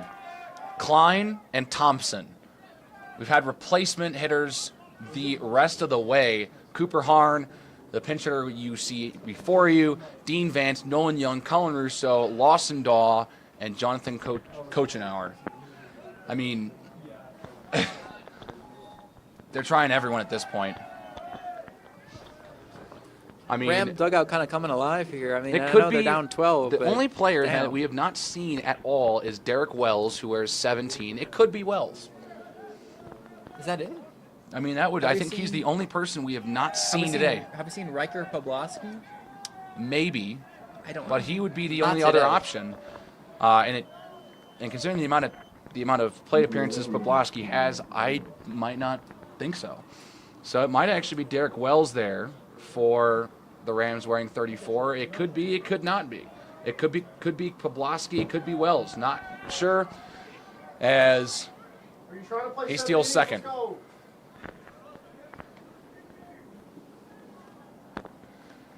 Yeah, he got the third in that pass ball. I think he drew a walk, and then now it brings up Dean Vance, who I will say, really cool name. oh yeah. Dean Vance sounds like there's names that like just sound like you're like a famous actor or something like that. Dean Vance is one of them. It really kind of almost reminds you of Bob Vance, Vance Refrigeration, from The Office. Oh yeah. But Dean Vance, I mean that's just like I don't know. It's a dope name. Hi, nice to meet you. Bob Vance, Vance Refrigeration. Oh man. I agree. There are some really, I like a lot of these names too. Like Lindenfeld's a fun one to say. Aiden Flint kind of rolls off the tongue very nicely. I mean, they've got some good guys out here. I mean, the Buffs got some good names that roll off the tongue too. As it's another walk. Vance heads to first with Nolan Young up to the plate. I don't know how many pitchers the Buffs have left to warm up at this point. So it may be just. It depends on how many are here. I'm going Trying to to have to stick go with Alex to. Davis. I mean, you got Bryce Smith, who hasn't pitched this weekend. You've got Jackson Estes pitched? hasn't pitched, but I haven't seen him. I haven't seen either of those guys, so I have no idea if they're here today. Aiden Bartz. Jinx. Well, that Tyler that's on me. Modal. Tyler Modal pitched on Friday. Potosnak. Podesnak. Podesnak. Podesnak pitched in the 9th inning on Friday and pitched a scoreless inning. I don't know if he's here today, but Podesnak, I like Podesnak. The only pitchers that have not pitched at all that are only pitchers are Bryce Smith, Aiden Bartz, and Jackson Estes. There's a strike. Buckled him there. Davis just kind of laboring through this inning, only giving up a run, but just hasn't been able to find the zone that consistently. There you go. Swing and a miss. Davis strikes out Young, and there's 2 down here in the top of the 4th. He heard me. Something I've learned. You got to start doing that again because Throughout my starting years in sports media, one of my biggest lessons I've learned is that bullying works. Wow. Was not expecting that to be what you were saying. Wow. Was not expecting that sentence to come out of your mouth there. It's not intentional bullying. It's not like vicious, like talking crap about somebody. It's just that you mentioned something. You mentioned something that's going wrong for a person. You remember you were talking about when Andrew Garcia was struggling at the plate, and then right after you said it, he hits a home run. That's fair. You know, now you explain it, it makes more sense, and it sounds less mean. Yeah, no, I'm not, It sounds less mean. I'm not saying that bullying, like... Yeah. I get what you're saying now. I know it sounds weird in terms of the term, but I don't know how else to phrase it other than, you're talking about how someone is performing poorly, and then all of a sudden, There you go. they get better out of nowhere. It's the old announcer's jinx. Yep. Like, even at a club level, like, you learn it exists and it works. And it happens. Swing and a miss. 2 strikes for Russo. Though to note, wild pitch advanced both runners to second and third. So a hit would... Possibly score 2. Yeah, I mean, it would bring the lead back to 10. As that pitch is low in the dirt, it's a full count now. 2 outs. Davis looking to strike out the side. When you're talking about cool names, favorite name on the Buffs team? Cash Mardoz. We haven't seen him, but cool name. That one right back to Davis off his glove. 1 run is going to score. And so the Rams keep things going. They've cut the lead down to 11. Cash Mardoz is short for Cassius Mardoz, I noticed. I noticed that. See, that's I a think cool name, too. I think maybe it's the website that lists him as Cassius. Okay. But yeah, no, I mean- Cash is also a good nickname. Yeah. Cash Money. First pitch off Who's the up mark, a 1-0 count. Who's up now? Lawson Daw up to the plate now for the Rams. I'm just kind of chilling like I'm in a podcast or something. I'm just leaning back. This game is just taking forever. Strike called there off the bat of Daw.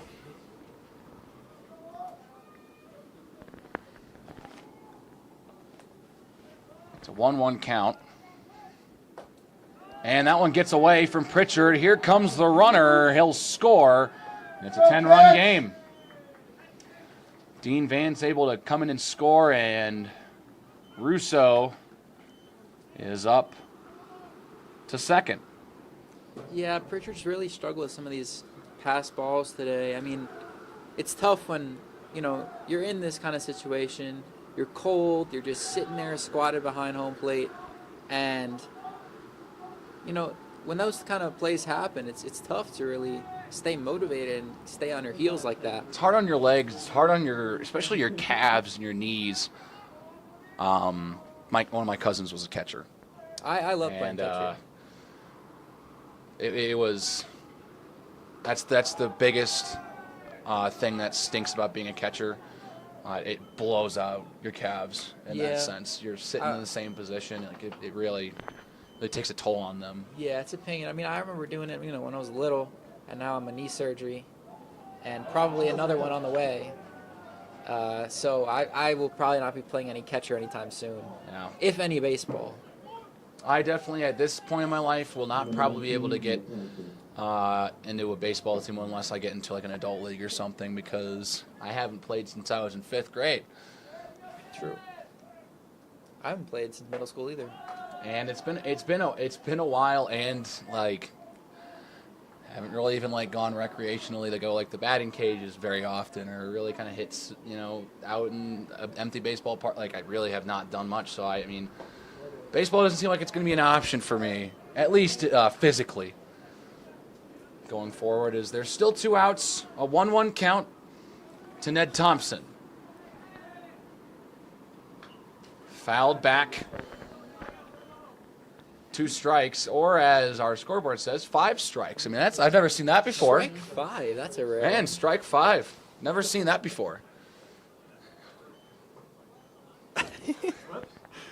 If you're Davis, you've got to try to get out of this inning right now. I mean, you can't let these Rams really make this one interesting. And that one's going to get back. Bounces off of Pritchard's glove. The runners advance. So runners now at 2nd and 3rd for Colorado State. I mean, there's definitely some fatigue setting in right now. I mean, you have to imagine with the Buffs playing on the front foot. I mean, crazy inning, up by 16 runs, which I believe is their biggest lead I've seen them have since we've been doing these broadcasts. That fall ball series against Wyoming where they won like 16-1 or something. Yes, sir. That's true. He's swinging a miss. Check swing. Thompson strikes out swinging, and Davis picks up 3 strikeouts in its first inning of work, but 3-run score for the Rams. They trail by 10. Buffs looking to get 1 more run to solidify the mercy rule, the potential mercy rule going to the 5th. We'll be right back.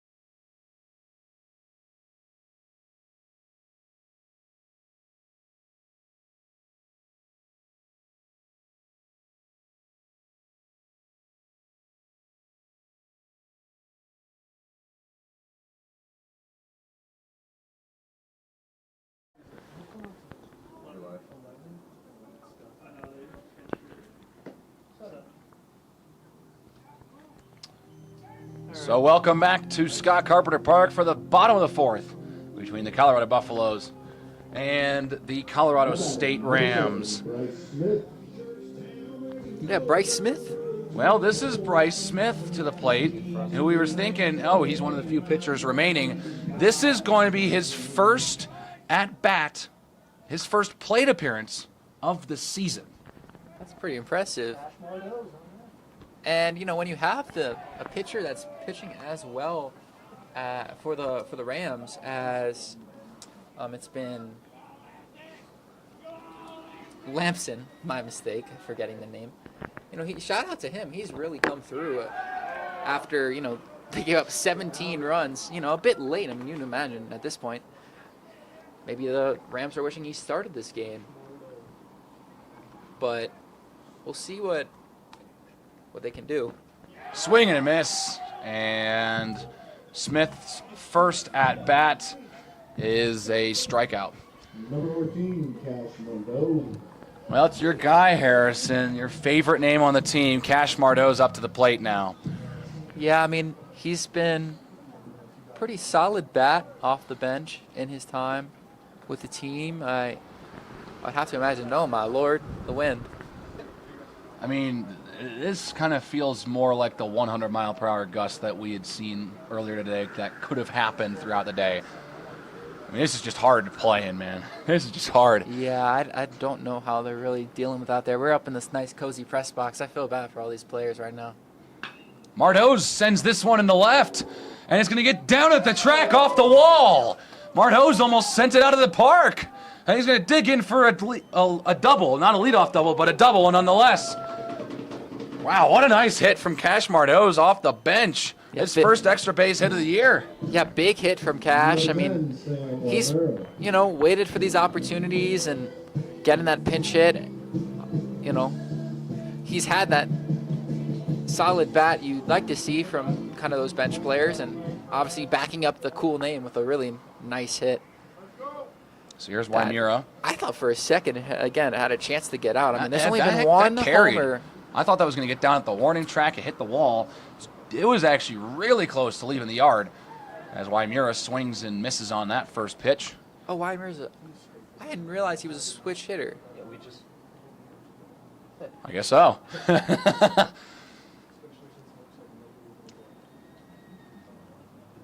Wait, Lampson's getting the sign. Here's the pitch. am I tripping, or was he No, batted that's- righty his first couple times up, right? I don't think I've ever seen you more confused than you are right now.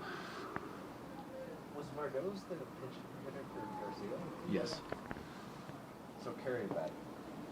No. Carey was But replaced that- by Smith. Smith was pinch hit I thought we let off with Unzer. That is Waimura, correct? No, it's Wymira. Yeah, he's there. He's wearing number 10.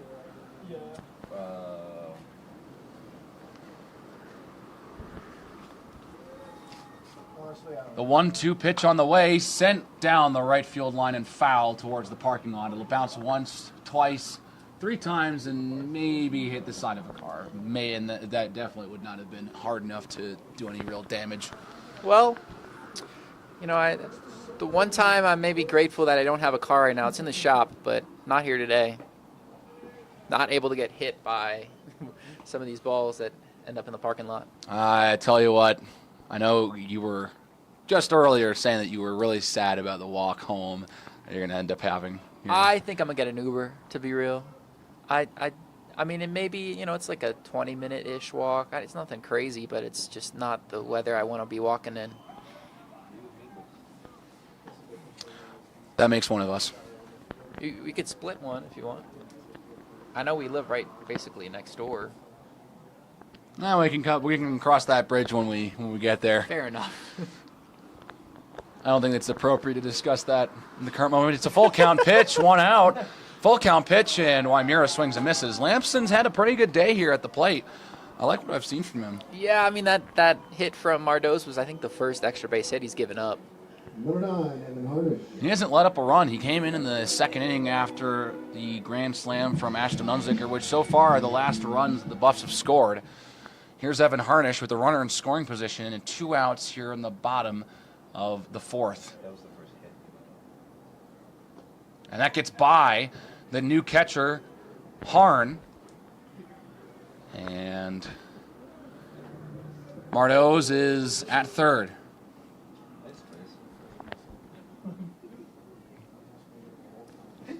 So Harnish he's had a really nice day. I mean, he had a double and reached on an error his last few times. Hopefully looking for another error here. I mean, there's pretty big gaps in the outfield can really look for. Swung on off the bat of Harnish, foul. I mean, yeah, the left and right fielders are playing pretty close, pretty far back, and kind of closer to the corners than those gaps. So I have to imagine have that approach to find the outfield. Infield pretty far back as well. There's the 1-1. It's high.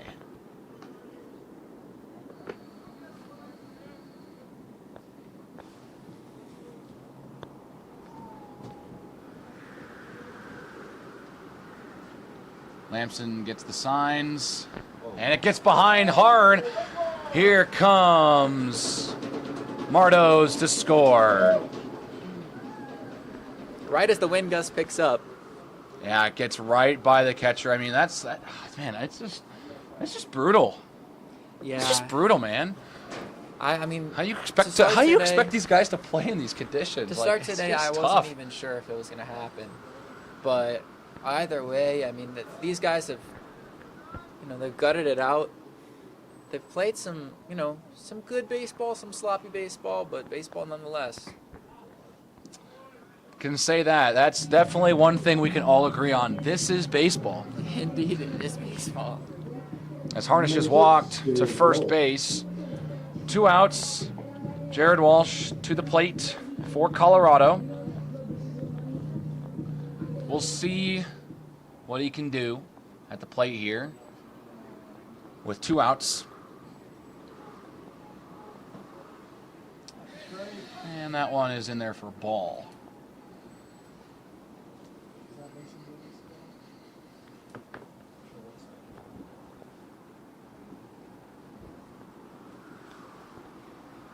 Yeah, that's good. That's in there for strike 1. I wish Walsh probably wants that pitch back. I mean, that was really well placed to get a hit off of, and tons of dirt kicking up, and now they have to call time. Jeez. It's a 1-1 count. The wind really picking up here in Boulder. It's only saying 66 mile per hour That gusts, is but that cannot be true. that is a lie and a half. Yeah, that is cap.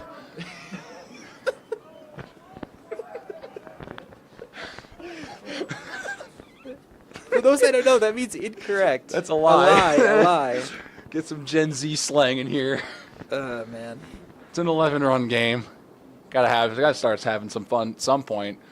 That's my last game of the year to call. Unless we go to regionals. I don't know if they're going to be in the same place as last year, but I will not be here for the Mines games. I will be headed back on a flight home. So, I've had some fun in this last night of calling some baseball. That pitch curves in, but it misses the zone. The count's full with 2 outs. They're in the bottom of the 4th as the wind picks up yet again. You can really see the dust. Oh, my goodness. Fielders have got to turn their back.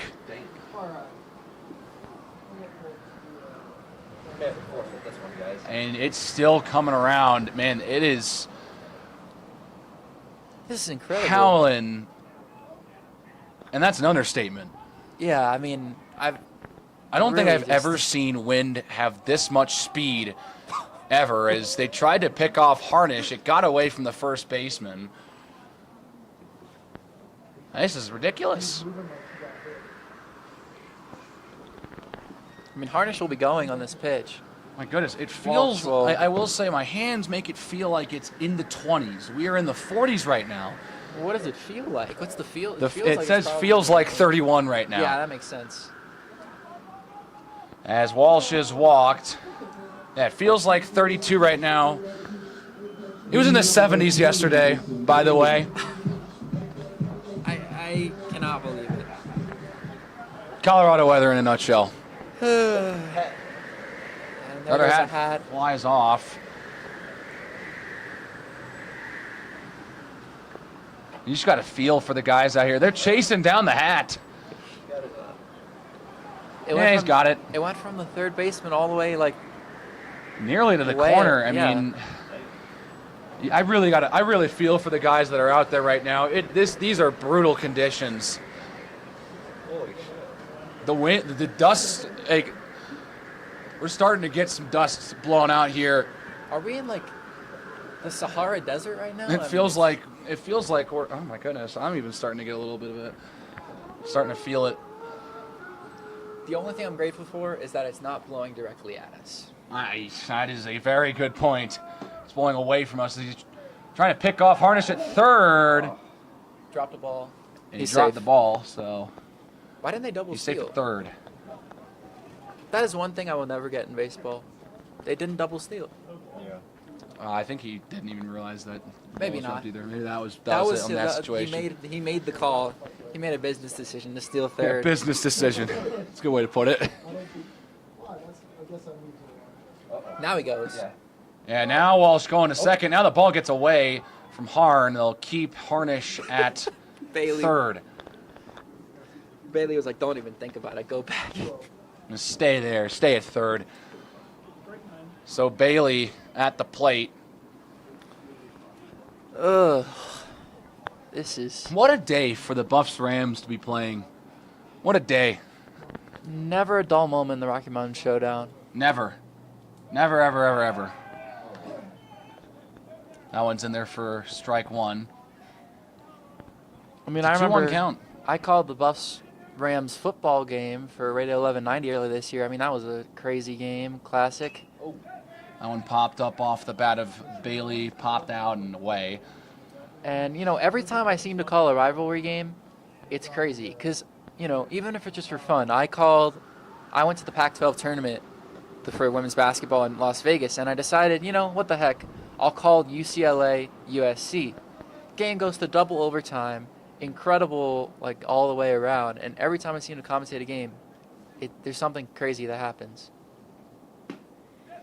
Inside, ball 3 on Mason Bailey. Lampson trying to end the inning and head to the 5th, where the Rams will need 2 runs to keep the game going, which I don't know if there's a single person in the dugouts, in the booth, in the stands who wants to be here past the top of the 5th.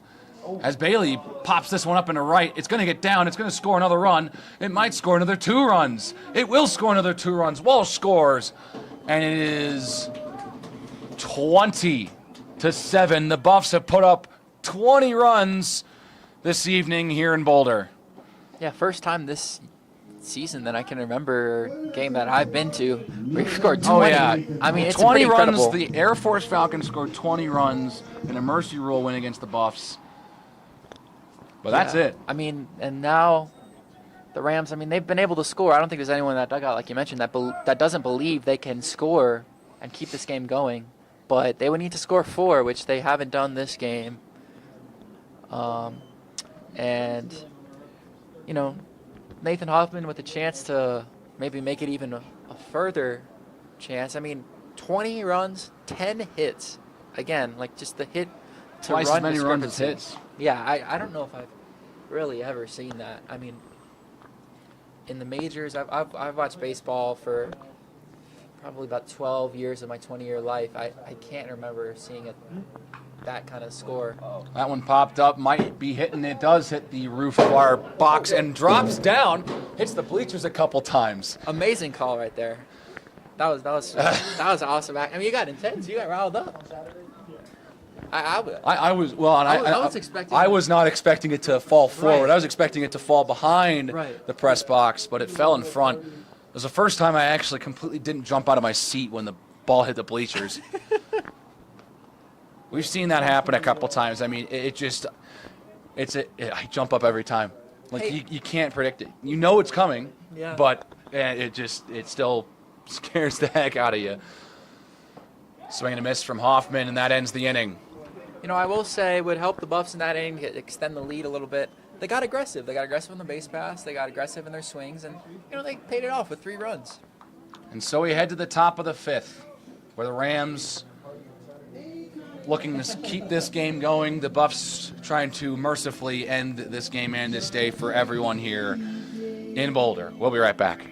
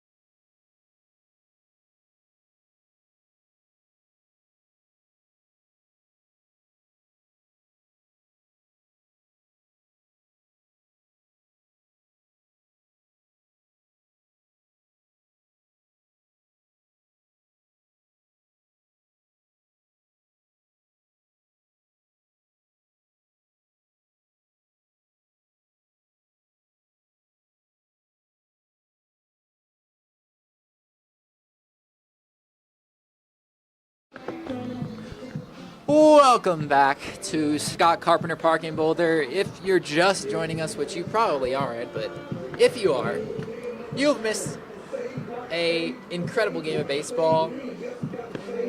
Make that 52 runs scored between these two games and the two teams. 27 runs so far today, 13 to 12 in the first game. That is 25 runs. I can math. 52 runs, you're right. Look at you with the quick math. Hey, I mean, I'm not a math guy, but I do my best. As the Buffs lead this one 20-7, Rams would need 4 runs in this inning to prevent a mercy rule scenario. And the Buffs just need 3 more outs from Jack Sheehan on the bump to take the last game of the series, increase their conference record to 6-3, and hand the Rams their first Mid-America West loss of the season. Sam Tomaszek now catching for the Buffs. So Sheehan taking over after Davis went 42 pitches.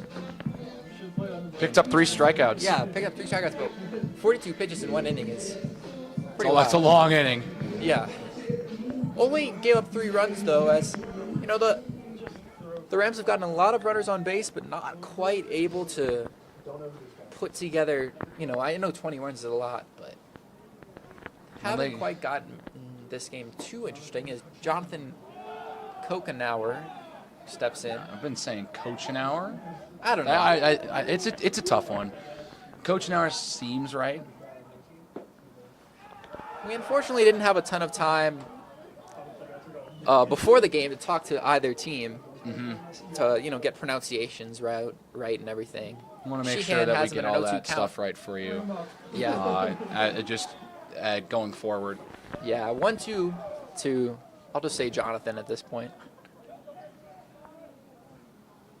Sheehan sets, fouled away, jammed him really hard there. You know, his hands are stinging, especially in this cold. I see another pinch hitter on deck for the Rams, which would leave Ned Thompson as the only starter in this game that will finish it. Of course, that means he doesn't bat in this inning. True. And someone replaces him. 1-2 pitch, catches his own. That's out number 1. Coach Nauer goes down, strikes out both times up to the plate today. 2 outs left.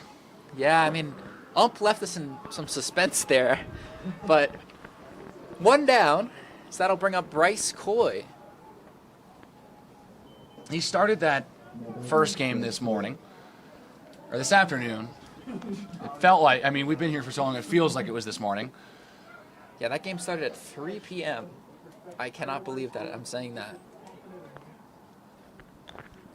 But 0-1, as Sheehan looks good out of the pen.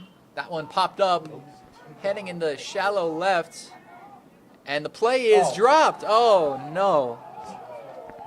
That's why Muir out there couldn't squeeze the glove. And that's the first error of the game for the Buffs. They almost went the whole game without an error. Yeah, that would have been a good little milestone. I mean, that would have been really impressive with the wind conditions and everything. Right. Just unfortunate. Couldn't get to the end, but hey, they still got a 13-run lead. Can't complain too much. Yeah. So Coy reaches on the error by Wyamira, and that'll bring up Cooper Harn for, I believe, his second at-bat of the day. Struck out his first time up, as that one misses inside, 2-0. Rams still need 4 runs to keep this game going. Would need to make it a 20-11 game. As they've struggled in this game, but still can leave Boulder happy to have won this series.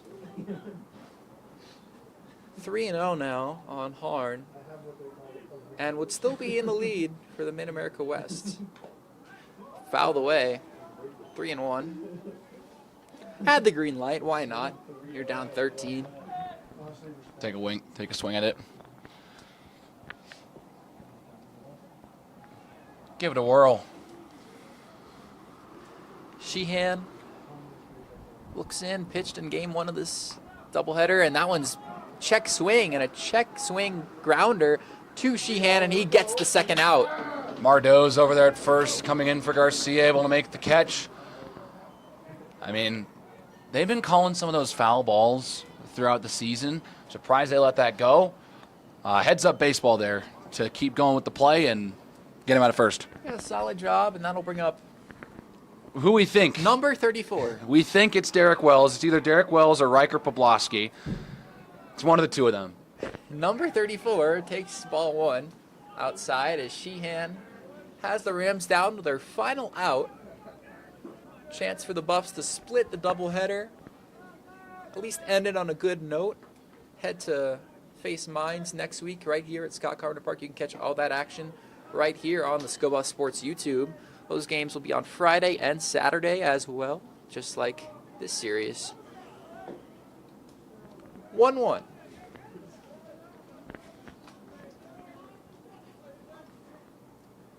Sheehan sets and fires, and that one grounded foul. So the Rams down to their last strike. Yeah, I mean, Sheehan has looked pretty solid and would be just the second scoreless inning by the Rams all day. Which includes the first game. Yeah, and they've fought these last few innings after it was a 17-1 game, but that one fouled back and headed way out to the street. Looking towards Arapahoe Avenue, that intersection with 29th Street here.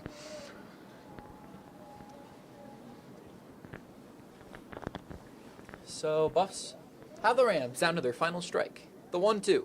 Swing and a miss. And that's your ball game.